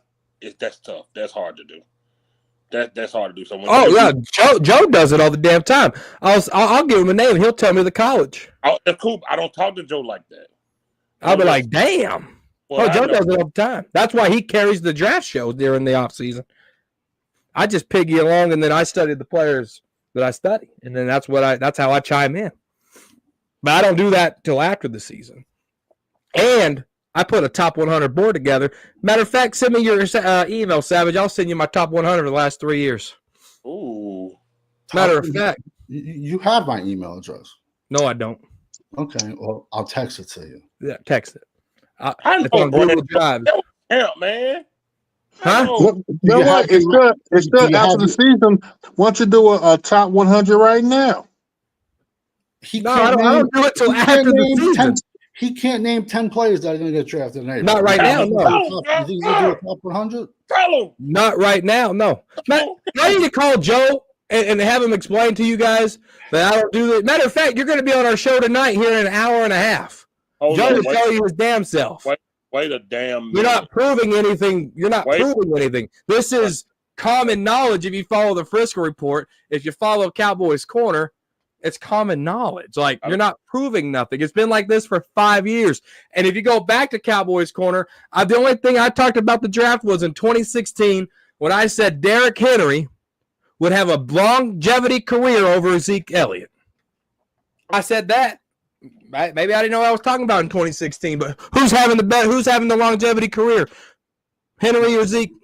You also said Zeke was the. I also said Anthony Barr was going to be a damn good linebacker. He got drafted in Minnesota, and guess what he was? He was a damn good linebacker. Put it this way. You know, I've been talking draft. You're talking first rounders. I've been wrong. I've been right. I've been wrong. I've been right. The other day, Houston tackle was going to be a first-round pick. Anybody can talk first rounders. Anyone can talk first rounders. Talk to me, fifth rounder, sixth. I will in January. I will in January. I will in January. You remember people laughing at me when I said Brevin I will in January. Remember Brevin spared 4? I will. You would have bet me. And you said he won't be active for 4 games. You were just mad that I had Brevin spared 4 as my 9th ranked tight end. That's not mad. Your interpretation like of you body won't be reading, active for 4 games. I just can't believe what you used to do for a living because your body reading's horrible. You couldn't read a fucking fly on a rat's ass. If you think that I'm mad, what you used to do and what you just retired, if you did that, you were horrible at your job. If someone did your job before, I did your job before, and I could read people better than you. You say that. You said you was a CO. You'd get thrown off the 5th tier with your attitude if you worked in a jail. You said you was a CO. How long was you a CO? I was CO for 8 months, and I went to the sheriff's department, 8 buddy. months. To the sheriff's department. And you know what's crazy? You know how many drugs I found in that prison? You know how much hooch I found? You know how much tattoo motors and tattoo paraphernalia I found in those 8 months? Guess who got Employee of the Year in that prison? I did. How do you get Employee of the Year if you wasn't there for a year? Exactly. That's my point. That's my point. You made my point. That's how badass I was, Savage. I could do your job in my sleep. Ask him why in my sleep. Ask him why he's so mad. They say you mad, Corner. Ask him why he's so mad today. I'm not mad. I don't think you're mad either. I know. No, I'm not mad. He's not mad at all. The same minute I came into the podcast, you started attacking me with the questions. I knew you were coming in with the pot. You were trying to say Troy did this, Troy did that. Troy got retired because of concussions. Do you want me to prove you different? Do you want to bet another $100? I'll show you a video and prove you different. I never betted you $100. So no, I said I will. This will be the third bet you turned down. I don't bet. Ooh. Are you a casino? 2 of them already. Are you a parlay? I don't bet. You're gonna turn them. You're gonna turn them. Wait a damn minute. Wait a damn minute. I've been trying to get on this damn Frisco report for 3 years. I ain't gonna say it. All right. No, I'm just the co-host. I'm not the host. I've been trying to get on. Okay. I'm the co-host, not the host. All I know is I can believe Troy did get tired of losing. I can believe that. But I do know I can't believe Troy got tired of losing. I'm sure there was some frustrations there, but he kept getting concussed. That's true too. That's true. He did. But Savage's point was, you don't think he'd have stayed longer if Moss would have came? Maybe he would. Maybe he he had would. more talent around. It all depends on how many more concussions he would have got. They say if people are screaming for Tua to retire right now. They say if you played checkers, people are screaming for him to retire right now. Yeah. But know what the sad part is, and it's not sad. Every player that's gotten CTE or will get CTE, and it's horrible. It's a horrible thing, but everyone's skull is measured differently. Thickness. I guarantee you, if you asked every single one of those players if they would do the exact same thing, they all would say yeah, because they have that warrior mentality. They're allowed to wear the skulls on top of their helmets. How many are wearing them in the NFL? They're not. These guys, they're the 1%. They are the best of the best. They're the 1% greatest athletes in the world. And the guys that do get CTE, and it's super sad, it is, but they do have better things to watch out for concussions. You know, Bill Belichick used to make guys practice with concussions. You know, so I'm not a fan of Belichick, so let's get that out of the way.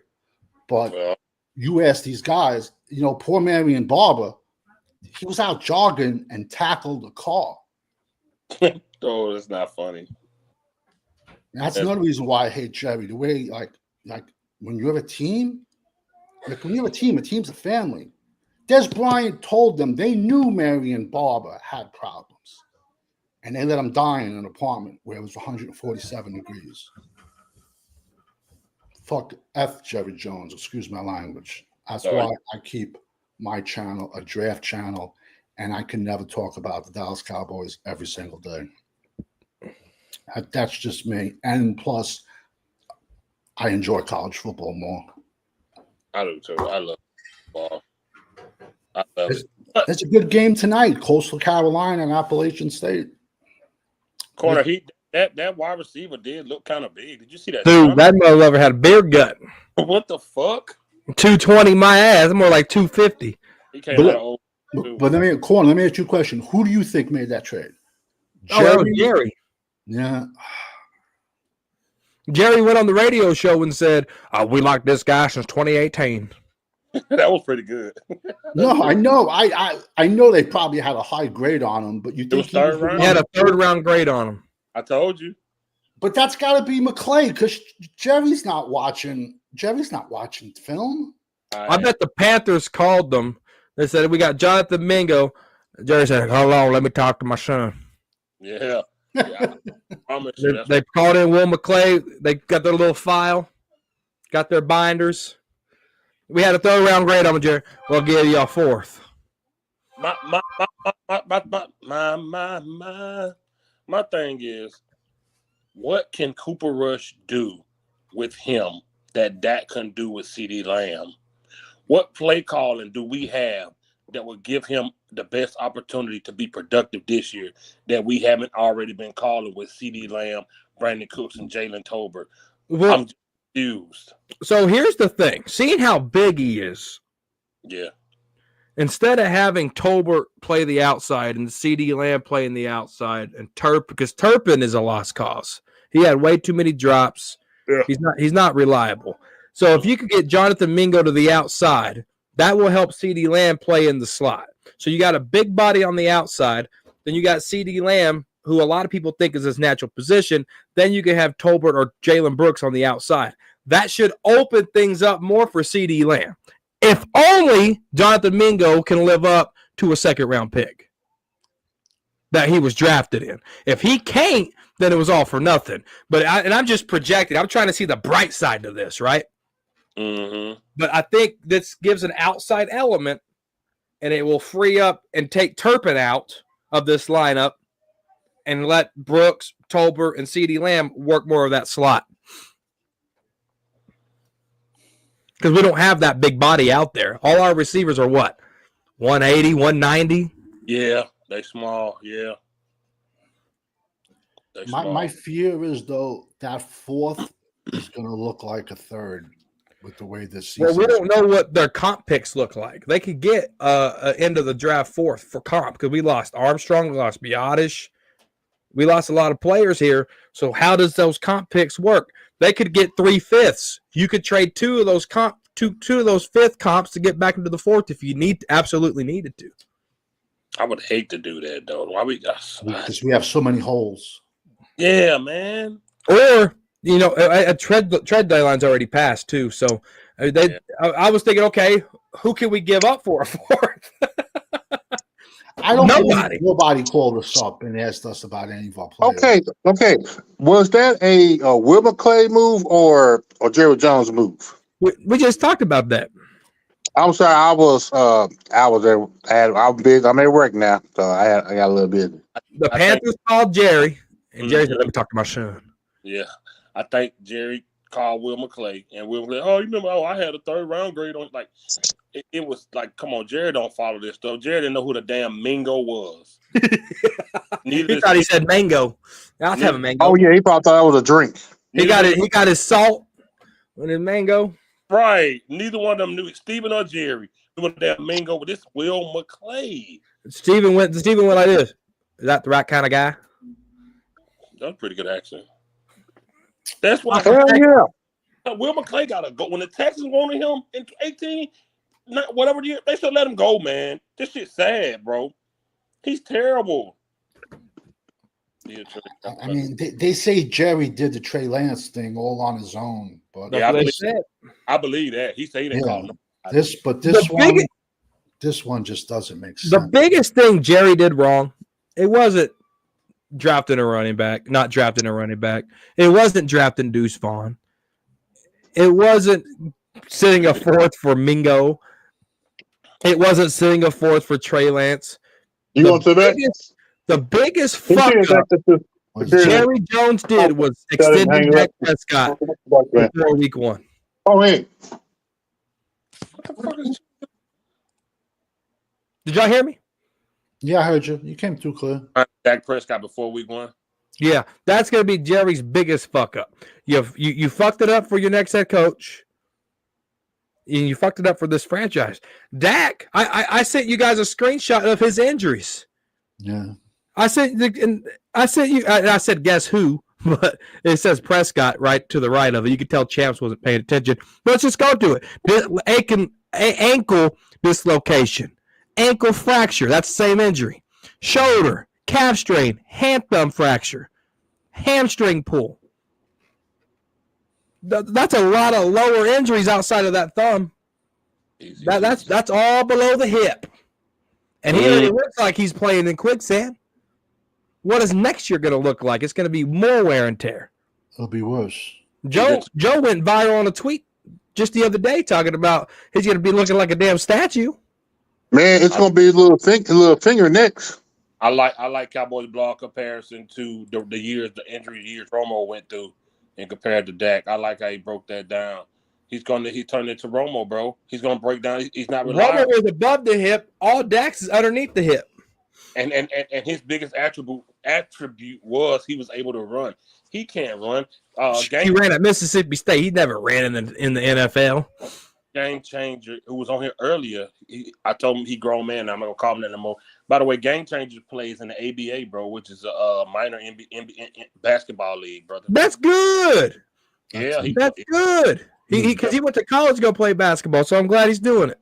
Got injured, so he left there. Then he got drafted by the ABA, and then he got traded. He played with the Lone Star. I forgot the name of the team. Sorry, Game Changer. But yeah, man, he was hitting. That's awesome, bro. He's following his dream, man. Yeah, that's been his dream for a long time. Yeah, he's a tall son of a gun.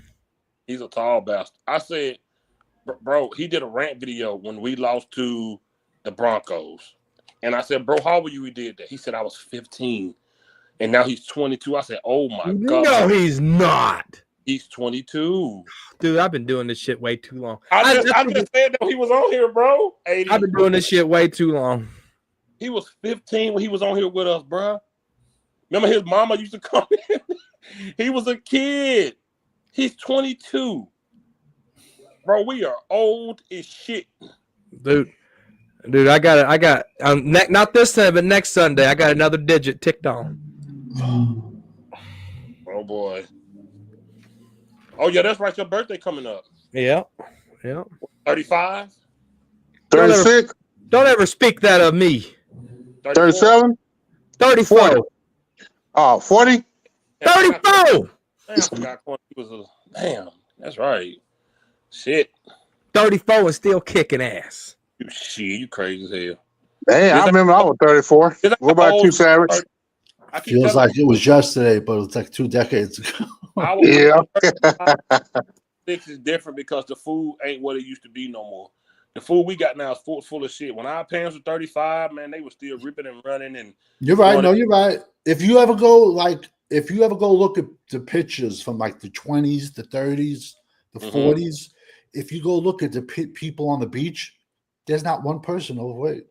Skin small. And you know what's crazy about that? Life expectancy was like 50. Yeah. So they weren't that damn healthy. Well, that because health. I mean, it was also in the 1800s, people died of and they had a toothache.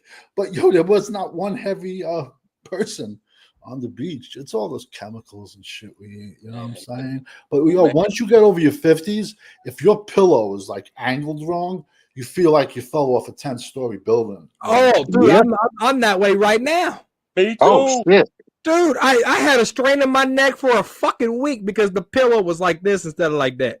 Bro, I've had one for 2 weeks. That's why I haven't turned my camera on. My neck is stiff like the fucking Tin Man right now.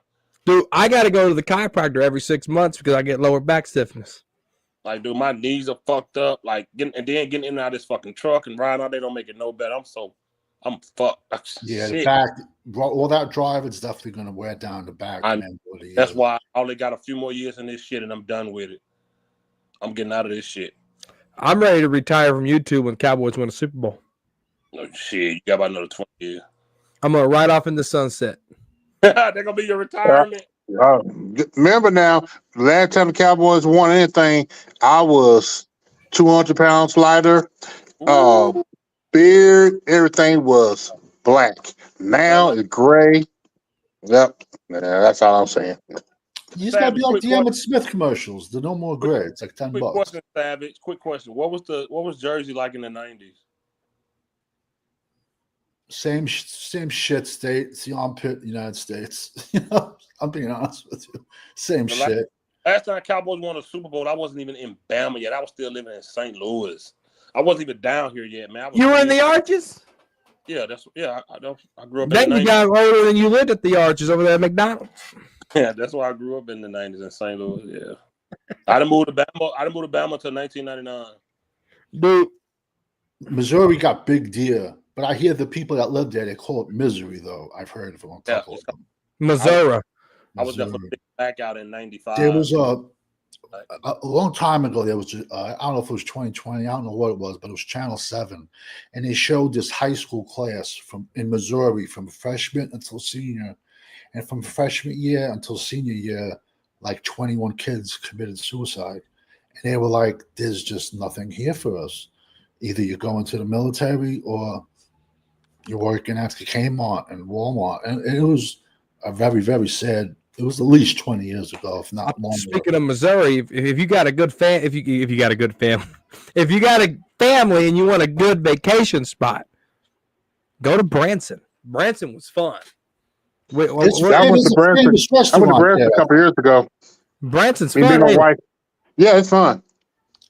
There's like a real famous restaurant there, I think, in Branson. There's a lot of famous stuff there. They got a badass theater too.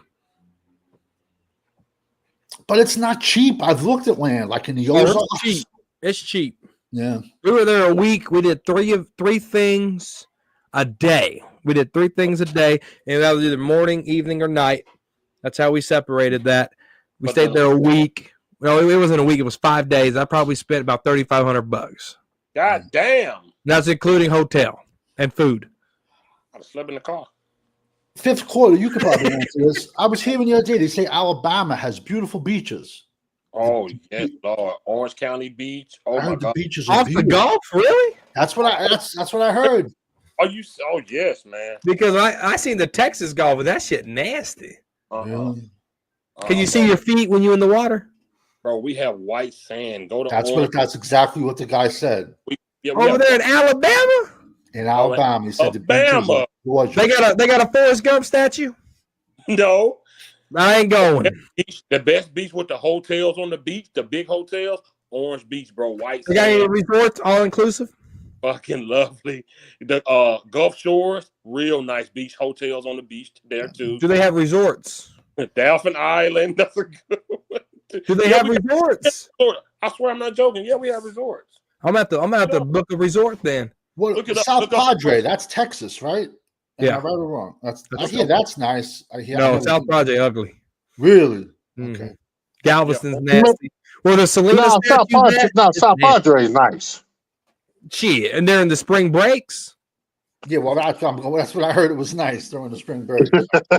Long time. No, South Padre is nice. Galveston is nasty. Yeah, Galveston's nasty. It's just dealing with those hurricanes, man. I don't know, man. I'd rather deal with snow. What? I'd rather deal with snow than a hurricane. Like to be on the water. From us, they already got over 10 inches of snow. We've gotten all the rain. They've gotten all the snow. Oh yeah, upstate New York, like the Adirondacks. That's about like 6 hours from down Manhattan. They got snow already. Maine it's gonna be 60 on Sunday, and I can't wait. Maine has gotten snow. New Hampshire. It's so damn cold. It was 80. It was 80 yesterday. I'll switch you. It's been fucking 30 degrees over here. You're shitting me. Man, it been on 30 degrees. He just got no wine. No, he's not lying. Where? I don't live in Texas. Where you at? I'm 3 hours from Denver. On the east side of Denver. 3 hours on the east side. Oh, okay. My bad. I thought you live in Texas. No, I'm born and raised there 23 years. Tell them why. I always tell my family, y'all are lucky. You know what? Me and my wife, we got the Texas birth certificate. Me and my wife, we was planning on going to Colorado Springs and around Christmas.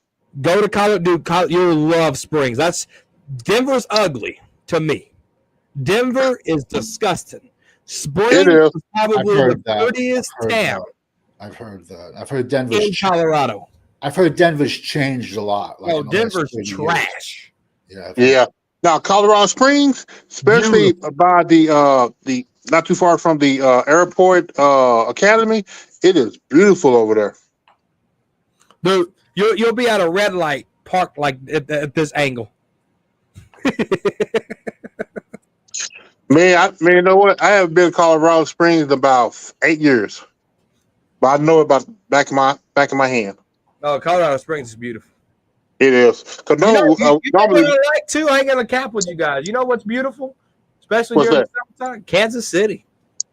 It is. Oh yeah, Kansas City's real nice. Y'all see my screen?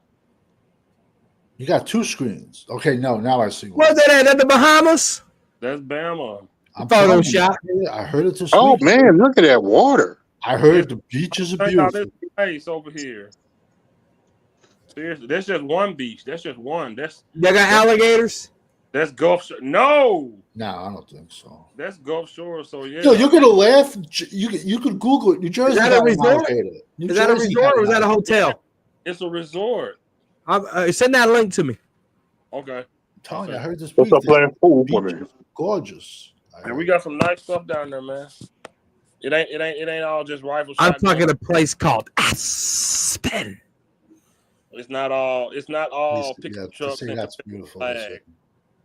Yeah, that's one thing about Alabama. Pickup truck, Confederate flag. Yeah. Oh. Yeah, I'd rather be in the woods though. Yeah, oh my God. I would go there for vacation. I'd go to the beach for vacation, but I'd rather be. What about now? Northwest Arkansas is beautiful right now because that's when the trees are changing colors. It is beautiful up there. Yeah, so and I heard that cousins think their cousins are beautiful. Dude. Hey, first of all, we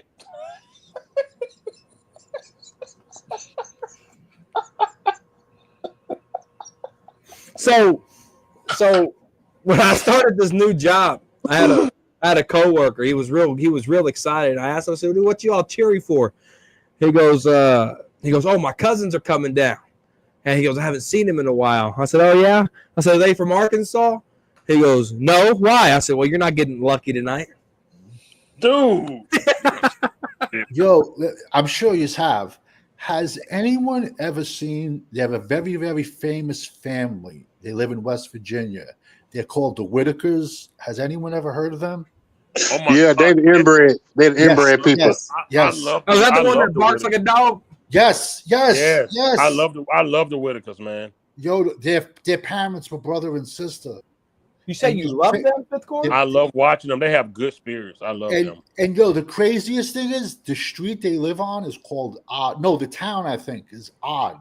How ironic is that? It's called Odd. What's wrong with me saying? them. What's wrong with me? Why you look like? What's wrong with me saying I love them? They good people. Man, they could be good people all they want, man. That's their business. I don't keep up with them. They probably keep to themselves and don't bother. I ain't big enough to get canceled. They say the neighbors across the street like. Why Chip's laughing? Yeah, there's probably a lot of areas in West Virginia. Like that. Why are you laughing, Champs? I'm not saying nothing, man. Watching the Whitakers, old boy from the YouTube channel Soft Umbrella, he be going over there and filming them. Yeah, I like them. Then he did a GoFundMe for them, and because people were saying like, "Oh, you're taking advantage of them" and all stuff like that. Yeah, just like that movie Wrong Turn, man. It's like y'all better stop. I'm not playing with people like that. Who on this panel has? It's a very old movie, but who on this panel has seen Deliverance? Me. I think I heard of it. I did. I saw it. I got scarred as a kid watching that. It's about a camping trip in Georgia, and I think that's the actual name of a town. But I got scarred. I'm like, how are they showing this on television? Yo, that movie is so old. Yeah, that's like the 70s. Yeah, You know what? I used to watch it. That's like the 70s, man. I used to watch that going up. That's an old classic, man. Yeah. You ever see? Yeah, have you ever seen All the Right Moves? Have you ever seen that? All the Right Moves. It sounds familiar. I'm not sure though. It's probably one of the best football movies. Is it in black and white? No. It was made in the 80s, 82. It's actually about two legit. They exist. Two high schools in Pennsylvania, and they're that movie Tom Cruise in, is it? Yes. Oh. Yes. Actually, Texas Chainsaw Massacre scarred me when I was a little boy. So, fun fact, that was filmed over there by Childress, which was only an hour from my hometown. Man, when last time you passed through Childress? Well, matter of fact, went on my way to Abilene just a couple of years ago. Man, it look like a cult. It got crosses everywhere. It's just Childress, man. It's North Texas. They got cops on every corner, though. Don't be speeding on 287. No, I'm talking about it, but you know what? At nighttime, it look creepy, especially see out on crosses everywhere. So you've been through Vernon, Texas, haven't you? Yeah. That's where I'm from. Okay. So you're not too far from the mounds, then, huh? From where? The mounds off of 287. It's like 3 Indian mounds. Oh, I'm sorry, 3 Native American mounds. Yeah. You can see them off the road. They're huge. Yeah, come on. Mounds ain't shit. Let's get back on topic, y'all. These folks. Shit. You're talking football. I mean, old movies. I know. Talk some football movies. Where the hell are the mounds at? Yeah, it is mountains in Texas. Oh, you mean Quartz Mountain? Where? That's in Oklahoma. Quartz Mountain's in Oklahoma. Yeah. Yeah, that's in Oklahoma. That's north of Vernon. Okay, I got a question to get back on topic. Do y'all think Cowboys got a chance to beat the filthy Sheagles? No. No.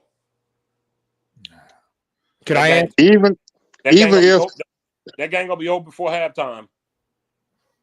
Even if they run the ball more and have Cooper Rush with more time. The Eagles defense is solid. Yeah. Man, I'm just trying to be positive. Now, you can be positive, but we're going to be truthful and that we don't have a chance with the team. Corner never admitted because he don't like them. I don't like them neither, but I hate them. Oh, I hate them. They are just better than us at this point. It's always fuck Philly. Always. Yeah, always. They cheered. The white trash cheered when they backboarded Michael Irvin into the end zone. Yes. They can go F themselves, Philadelphia. On that trashy field. Yeah, they cheered. I'm saying we're winning. I can't say Philly can beat us. I know you want. No what? I'm picking a win. Normally, I got a Cowboys losing. No, I'm picking a win.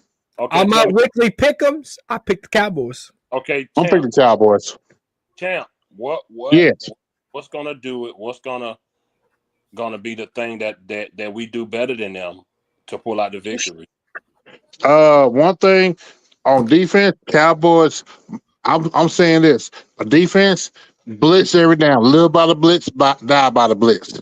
Offense, you're gonna have to run that damn ball, play action. That's what you're gonna have to do. If Mr. 88 is healthy, don't have him do the most stupid routes. Move him around. Also, utilize Tolbert as well. Utilize your running backs in the passing game. I mean, because Cooper get rid of that ball faster. But to me, he's more disciplined in that pocket versus Dak. My opinion. But if the Cowboys can do these things, I'm not going to say they're going to win, but I'm going to say they have a chance to win. And Philadelphia still is Philadelphia. They still trash. I think Mike lost the team, to be honest with you. And now on top of it, Dak's injury, I think these guys are just going to start taking the season off, to be honest with you. Well, who knows? Maybe they might be invigorated because they didn't have him as one of the top 10 quarterbacks in the NFL. So who knows? Eagles defense is ranked number 3. Yeah, that's right. Yeah, I heard that. Eagles are they haven't played anybody. See, that's we got to stop using that when we talking about. I'm going to use it. That was my answer.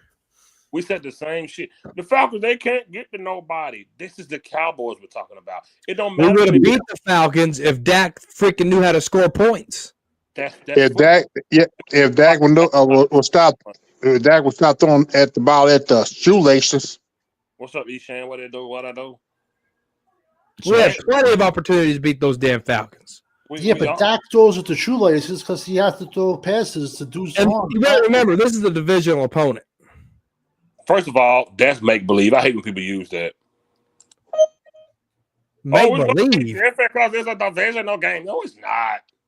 The Redskins weren't shit last year, and they beat the Eagles. So what are you talking about?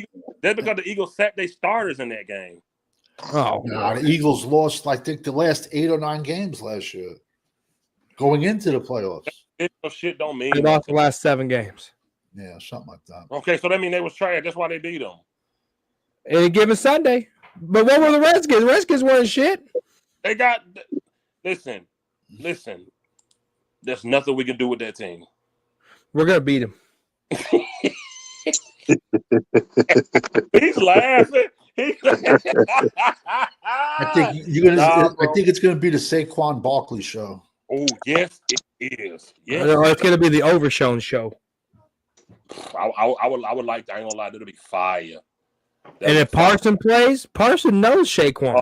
Oh my God, we're not gonna That's talk about Penn State brothers right there. Fuck Mr. Puck, bro. Say, guy, I'm about to head on out. All right, brother. Should Deuce Vaughn be cut, y'all? Yes. Yeah. Yes. Wasted roster spot. He Wasted a 6th-round pick. He was drafted as a favor to the father. What 6th-round pick. 6. Wasted pick. He was a 6th round. Last year in the 6th round, Savage. What you would have done other than Deuce? I believe McIntosh was on the board. I believe. Yep. I believe. Yep. Who was McIntosh? Listen, the crazy part is Deuce looked great in college. He looked great. All over. Yeah, Kansas State. He was good. Yeah, he looked great in college. He looked crazy shifty. And he put up numbers, but it just seems like it hasn't correlated to the NFL. And are we using him wrong? I mean, to me, I think he's the kind of back that you throw him the pass, he goes out in the flats and throw him the ball. And they're not doing it. I mean, for people that do the draft, they can only look at what's in front of them. Yeah. Once the player goes to the organization, how many players do organizations ruin? I mean, how many teams has Sam Darnold been on before now it's finally kicking in? I mean, like... So let me ask you this. They can only go by what they see. What do you think they saw with Mozzie Smith? I believe on Dallas Cowboys, whoever our draft is for LSU and Michigan should be fired. I didn't see anything on Mozzie Smith. The number 1 defensive tackle coming out this year was a true freshman, Mozzie's senior year, and he was better than Mozzie Smith as a true freshman. This is where they failed Mozzie, though. Go ahead. He didn't. How many snaps did he play in his? He averaged about 30 a game because Michigan rotates. I'm talking about in his rookie year for the NFL. Oh, he had like over 500 snaps. He had close to 500 snaps. His rookie season. I don't think he did. We went through this. I don't think he did because I remember me in 5th quarter talking because I was like, just wait for Mozzie, and then next thing you know, they weren't even playing him. That's where they went wrong.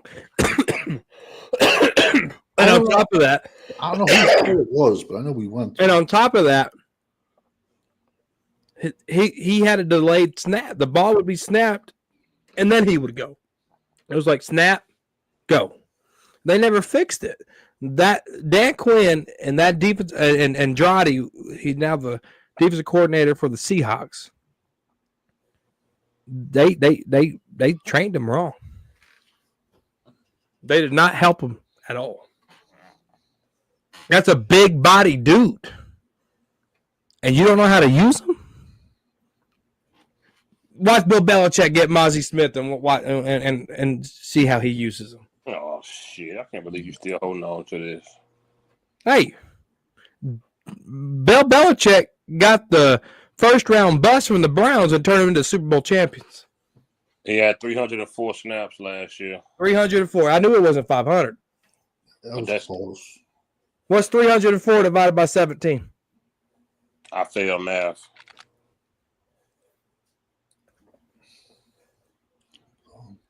.304 divided by 17. That's 17 snaps a game. That ain't shit. That is good. What? You get 60 plays.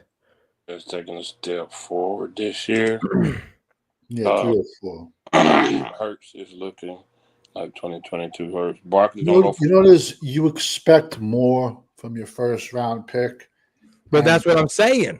Yeah, they didn't play him. And off the issue I have is right now our fan base is traumatized by Michigan players. So to think no more talent is going to come out of Michigan is foolish. And listen, don't get me wrong, there's certain colleges I don't like either for reasons, but you scout the player, not the helmet. And it's ironic that the number one defensive tackle this year is from Michigan. It's the guy you talking about? It's Mason Graham, and he's been. Well, how can you tackle? Are you trusting more Michigan player defensive line because they got a new coach over there? Like, what? This kid's no. Because Michigan defensive linemen, a lot of them don't translate well to the national football. No, the last good one was Rashawn Gary. He's a local kid. I watched him play in high school. Actually, who the Packers. And how long ago was that? 5 years. And he was how decent was he in the NFL? I've never heard that name before. He was a first-round draft pick. Okay, but how good was he in the NFL? Pull up his stats. He's starting. He's good. He had some injury problems his first year, but Rashawn Gary, first-round draft pick, played for the University of Michigan, and he played football at Paramus Catholic. He still played for Green Bay. I watched him play since high school. 18. He still play for Green Bay. On the active roster. And he was a first-round pick. 34 sacks. Is he a 3 or a 1? 5 forced fumbles. He can play anything. He's athletic enough to play anything. 5 this motherfucker good. He good. He was the number 1 rated defensive tackle the year he came out into college. Look at corner. Nah, he good. I got my glasses on. I can't see shit. Yo, you say that, man. I don't know how guys do this. Crazy.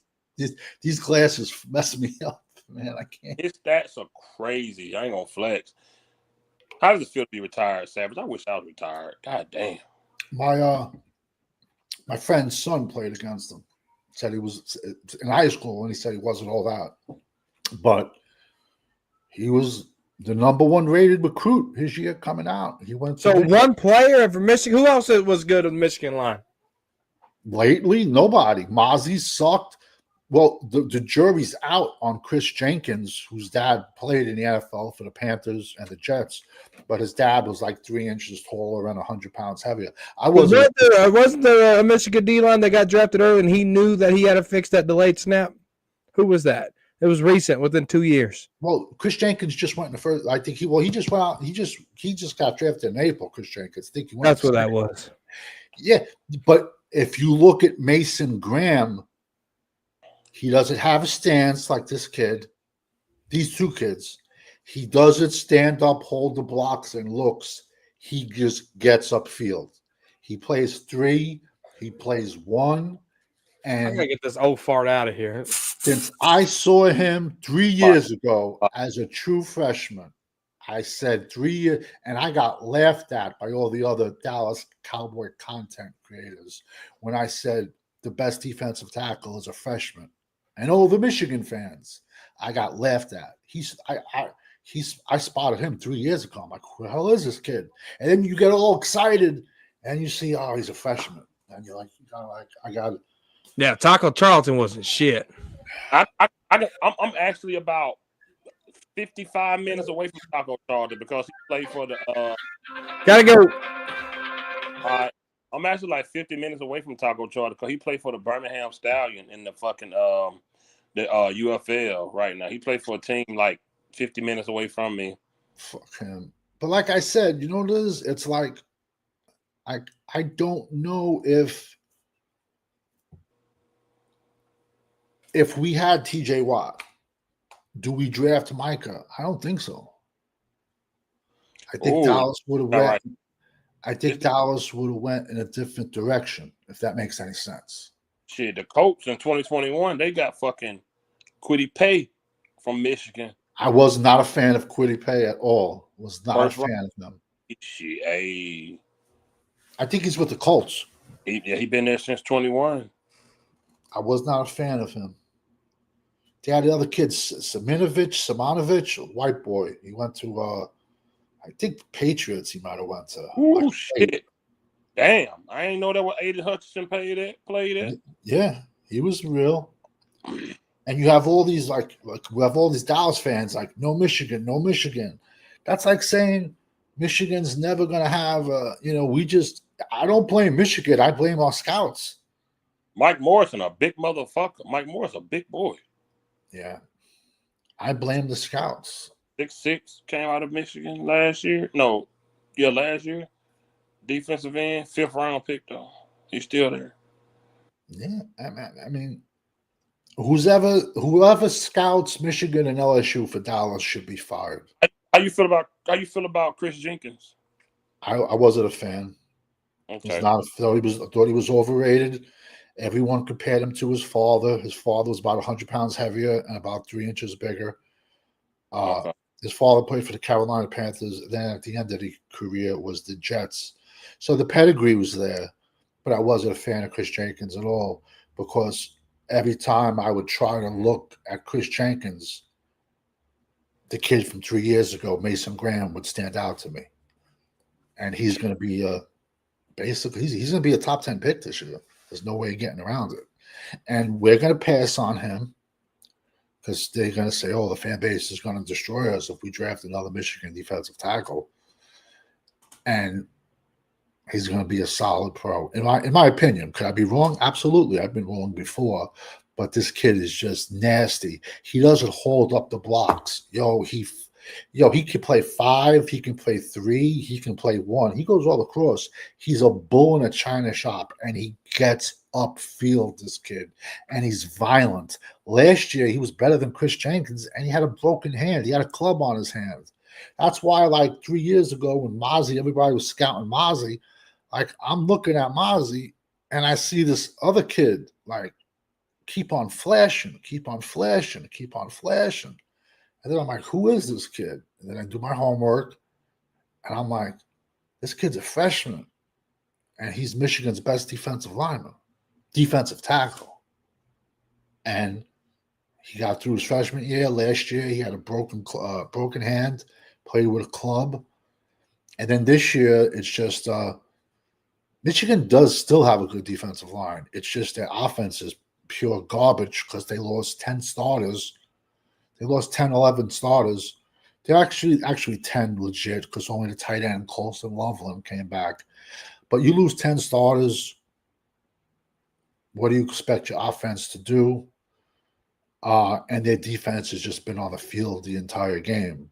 But Georgia runs a similar defense where they rotate everybody like crazy. Georgia got a kid, Mykal Williams. He does whatever he wants. Some play he lines up at D tackle. I just got scared. I saw RIP. But he's joking. What's up, Ishan? I saw that. Yeah. When you got then some plays the kid lines up at edge. Some plays he lines up at D tackle. Mykal Williams, Georgia. He's like 6'6", 250. But he's gonna have to make a decision in the NFL to put his hair. He could be weighing 250 inside. Maybe he can. The kid's just a monster.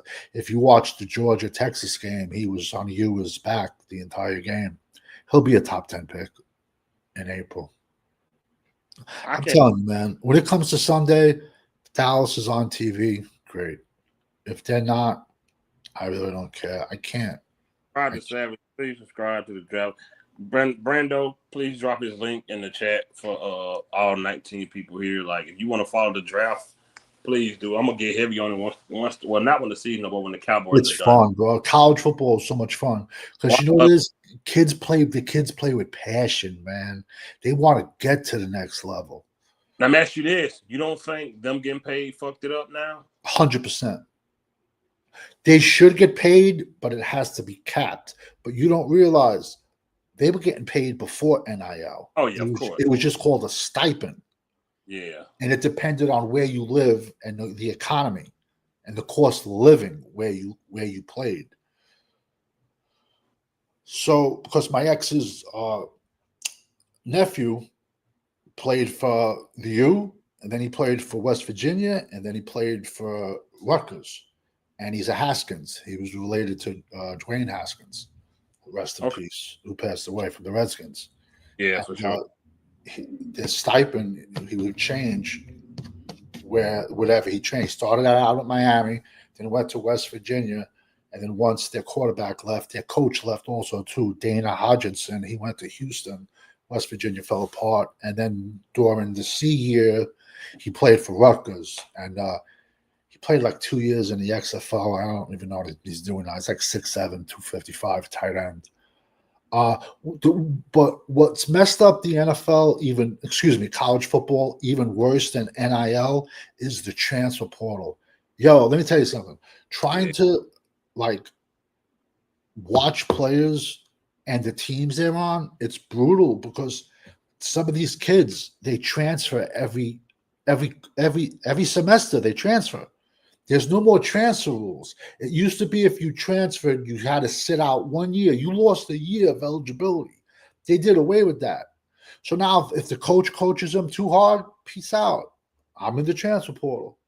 Somebody offers you a bigger bag, peace out. I'm in the transfer portal. Oh, you're playing him over me? Peace out. I'm in the transfer portal.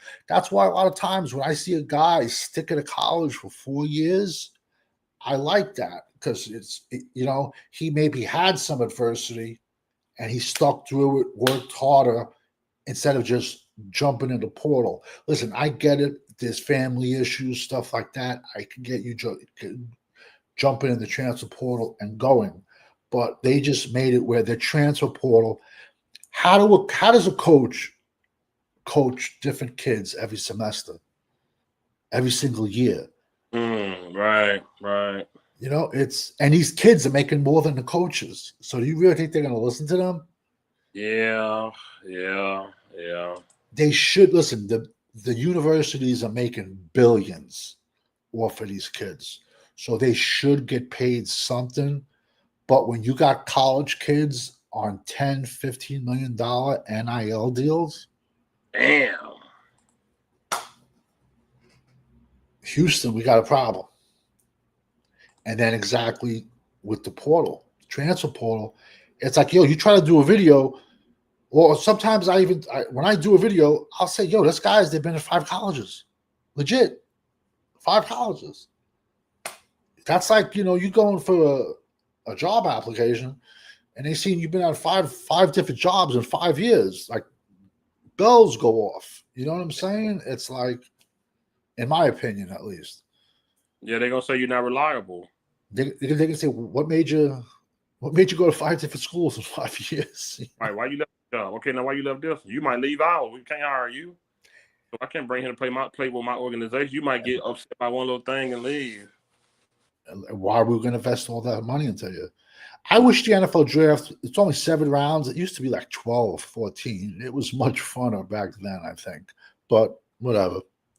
I guess for the players, it's better it's only 7 because listen, in my opinion, instead of being a 7th rounder, you're better off being an undrafted free agent because at least then you can pick the best situation to go to for your position. You can pick a team who's the weakest at your position. That's like saying, let's just say hypothetically this past season, an undrafted free agent quarterback wanting to come to the Dallas Cowboys, getting drafted in round 7. You're dead in the water. They got Dak, Cooper Rush, and Trey Lance. If you'd have got drafted by Dallas in the 7th round this past draft, I would be pissed off. I would rather have gotten drafted or went to a team like the Raiders. Savage, who's a good dude in the first round you're looking at? I have a bad feeling we're getting a receiver. Yeah, I do not want a wide receiver. I think we have to go trenches first round, either as badly as it sounds, either left tackle or defensive lineman. Mikal Williams from Georgia is a monster. He can play edge. He can play defensive tackle. He's a top 10 pick. You got James Pierce out of Tennessee. He's a freak edge player. I like him. I like Will Campbell, left tackle out of LSU. I like Kelvin Banks, left tackle, but he's a little bit on the shorter side, University of Texas. I think we have to go trenches. I think we have to get at least 2 defensive tackles and 2 defensive ends out of this draft. And now we're missing a 4th round pick. And we need to get at least 2 running backs out of this draft. So I think maybe you're probably going to see a running back in round 1, which I don't think we've learned anything from the 2016 draft. Our fan base has to look hard and our fan base has to look at the 2016 draft. Zeke is running like he got shit in his pants, and yet Jalen Ramsey is the highest paid corner a decade later. You know, anyone could run through a hole. It's a running back by position committee in the NFL, in my opinion. So every draft, you should be drafting at least one. Listen, that's just me. I would like to come out of this draft with 2 running backs. I want a speedster, and then I want a big ass bruiser goal line back. That's me, and I can live with Rico as a third down back, and especially if a position in the draft is a position of strength. Let's just say hypothetically, would you want to take on your draft board? Would you want to take your, let's say, 9th ranked running back, or would you rather have your 23rd offensive tackle? You know, so there's a lot. I mean, there's a lot of science to it, you know, and a lot of times I don't mean to go down on kids. Yeah, but Martin's done. He's not coming back. It's just when you look at someone in the draft, as much as the greatness they have and the positives, you also have to do all their weaknesses and give them a grade, because a lot of times you're grading them more on what they can't do than what they can do. Because a lot of times what you get away with in college, you ain't getting away with that in the NFL. And Micah Parsons is a prime example of linebacker at Penn State. Now, we think Dan Quinn put him at edge to hide him.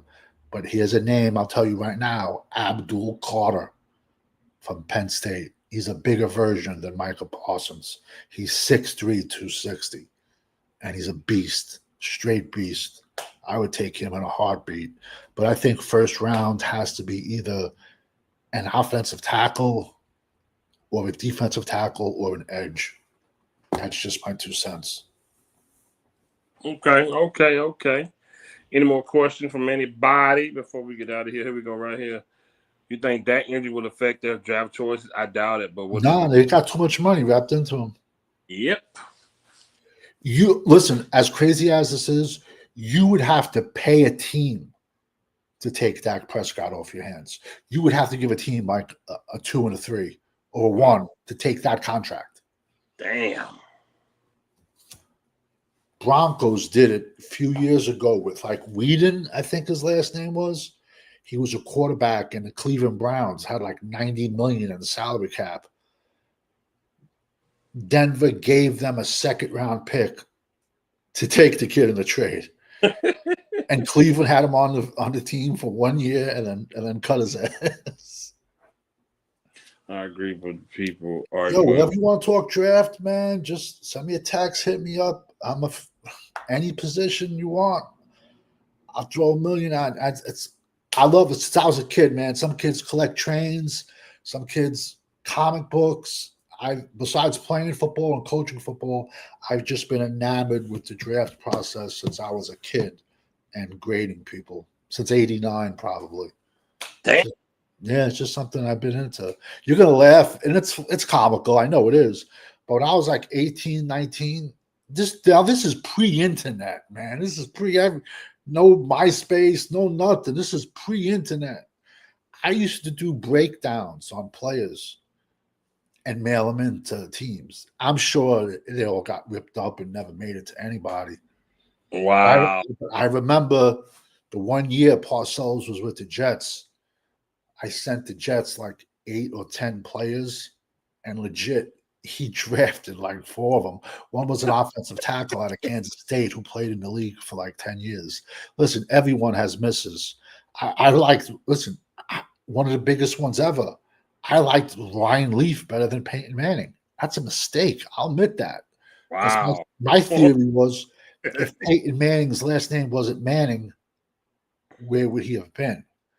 But then I came back and I was right with Edgerrin James over Ricky Waters, even though Ricky Waters went ahead of Edgerrin James. So listen, man, everyone's right or wrong, but also quarterback is the hardest position to analyze because look at John Elway. He's one of the best quarterbacks that ever played.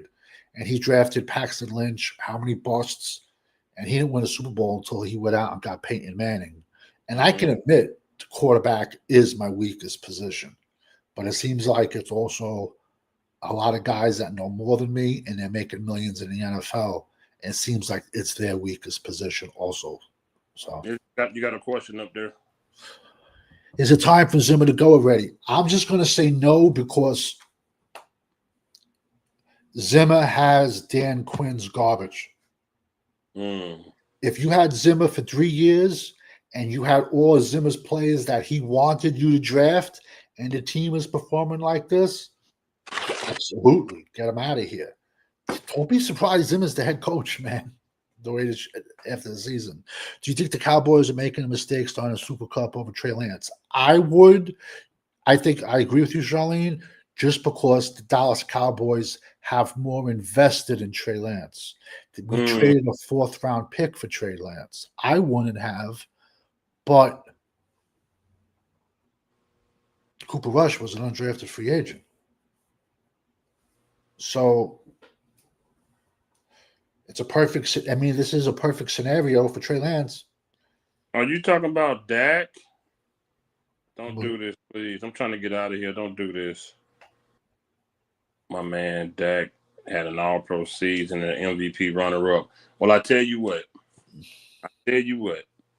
When they start hanging up banners for MVP runner-up, we can have this conversation again. In the boxing match, there's a lot of runner-ups, right? There's no moral victories in football. There's no moral victories in a boxing match. There's no moral victories in a street fight or in the MMA cage. I'm sorry. There's no moral victories. Either you win the Super Bowl or your season was a failure. That is the Dallas Cowboys standard. The Lions, Dan Campbell beat his own team last year. The Lions beat themselves by going for a 2-point conversion 3 times in a row. Dan Campbell. You're going to see the Lions in the Super Bowl this year versus the Chiefs. Absolutely. I said that before the season started. Yeah, so I'm going to repost that. If they go, I'm going to repost that shit. I'm going to cut that clip and repost it because you damn sure said it on my channel. Facts. I'm going to repost that shit. Yo, great show as always, man. Whenever you want to talk draft, let me know, man. I'm on my third note. I got 400. I'm down 425 players already, and my goal is 800. I'll get to 800. Ah, damn. By April. I got to learn this shit, man. Because I put all my content, and I even did it last year. I put my content out before Dane Brugler comes out with his beast. Because once Dane Brugler comes out with his beast, a lot of these other channels, they just become copy and paste champions. And overnight, they think they're draft experts when the only draft they ever got was the one from the door or the window that they left open.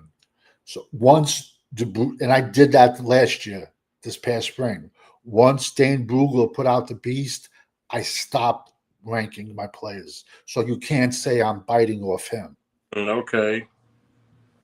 Yeah, I gotta learn that shit, man. I'm gonna learn that shit this year, bro. I want to learn. I got to, man, because it seems like to know all those damn running backs and everybody you name, and every time I'm turning on TV, so I'm like, damn, Savage mentioned that dude, or he mentioned this guy. Every time I see the motherfucker breaking away for a big run or something. And it makes Saturdays more funner. It makes even Tuesday, Wednesday, Thursday, Friday nights, the college games more fun when you're looking at it. Like you're watching this guy, and a lot of times you're watching that guy, and then boom, someone else pops out. Like then you're like, who's this guy? All right, now you got to do your homework on him. So it's like that's just me. That's what I'm into. Eshawn is dropping dimes.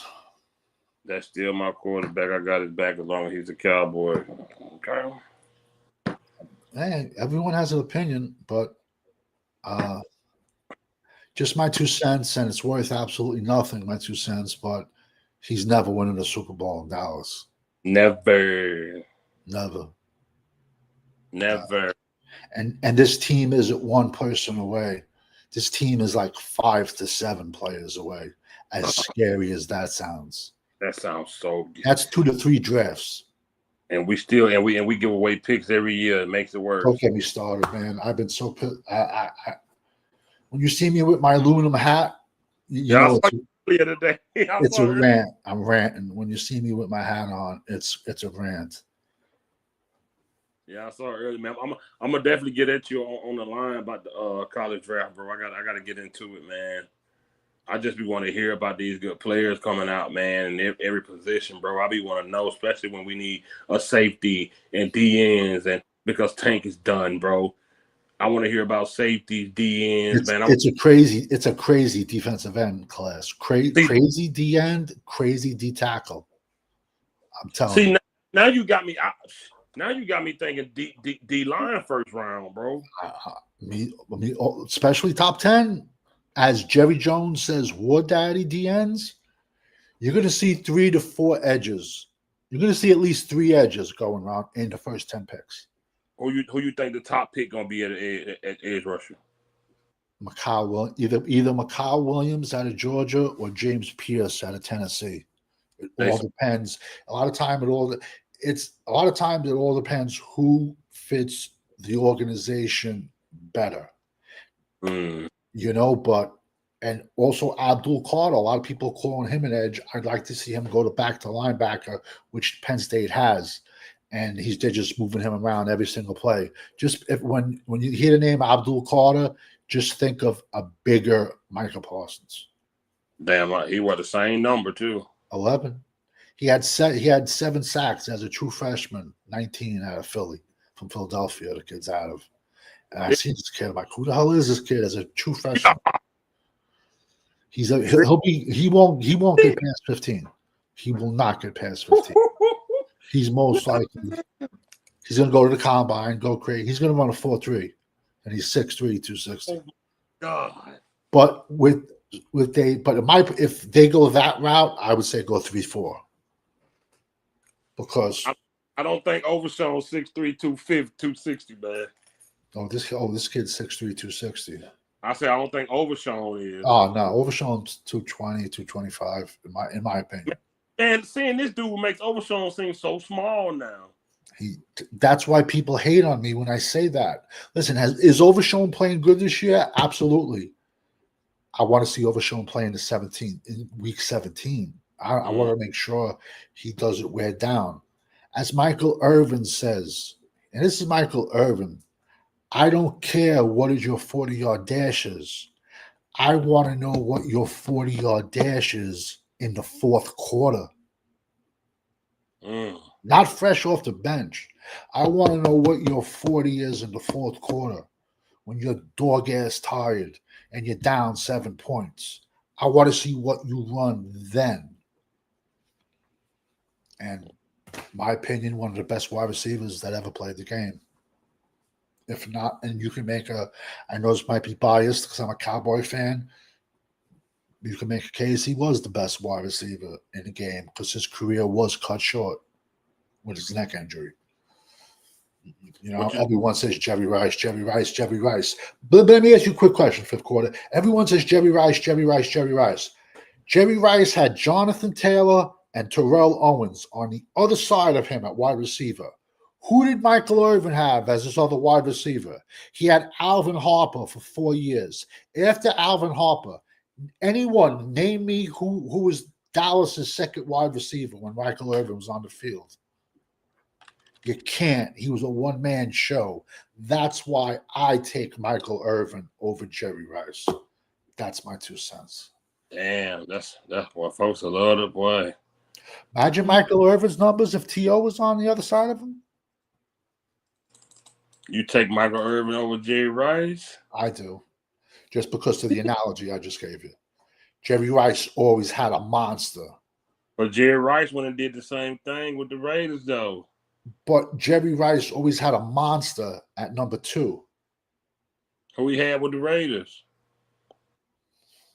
Was his stats that great with the Raiders? He had a good career over there, too. He played towards the end of the year. He was just playing. Towards the end of his career, he was playing for anybody that would take him. Played for Seattle. I'm just and there's another thing why guys overrate speed. Yo, Jerry Rice ran a 4.7. I just don't like Jerry Rice. Me personally, I'll just take Irvin over Jerry Rice because Irvin was a one-man show besides having Alvin Harper for 4 years. And what happened when Alvin Harper left Dallas? He vanished in Tampa Bay. And then he came back to Dallas for a second time and did absolutely nothing. He had 2 back-to-back 1,000-yard seasons at Oakland. I mean, I don't think he was, what he was in the early 80s, but it's like I hate the 49ers. I truly do. I do. He was such a beast, man. Yeah, no, but he just had a lot of talent. All I'm trying to say is if Irvin throughout his entire career had John Taylor, Terrell Owens, if Irvin had a better wide receiver too, his numbers would have been greater. And Irvin had a shorter career because of his neck injury in Philadelphia. Yeah. Michael Irvin was a fucking dog. Michael Irvin was a dog, man. He still is. You got to see him on the sidelines when Miami's playing. He's going crazy. You hear Michael Irvin talk. You hear Michael Irvin give a speech. You run through a brick wall for that guy, bro. He's just. That's why. Don't get me wrong. There's a good coaches out there, but not every coach is a good motivator. You gotta motivate these cats, man. You gotta motivate these kids. Michael Irvin is a motivator. Hall of Famer. Say that again? Yeah, Hall of Famer. Michael Irvin? Yeah, of course. Yeah, he got in. 100. Yeah, he got in. Yeah, he's a dog. Who do you think about the Eagles defensive coordinator Vic Fangio saying there was no difference between Dak and Rush? That's just pregame talk shit. Yeah, he's full of shit. He's just talking.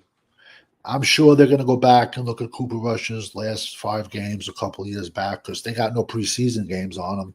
They just have. Are you sharing peace? Yeah, they only have Trey Lance pretty much all this preseason. So right. We about to get out of here too, y'all. It's been over 2 hours. I appreciate you, Savage, man. Salute to you, brother. I'm gonna Thank you, bro. Thank you for allowing me on the show, bro. It was a pleasure, like always. I'm gonna hit your phone tomorrow, brother. You got it, man. Talk to you later, man. Have a good night. Good night, everybody. Salute to the chat, Charlene, everybody, Eshan, Binks, Brando, the normal people that come in and rock with me. Salute to all y'all. Appreciate y'all coming through in the chat, man. We out of here.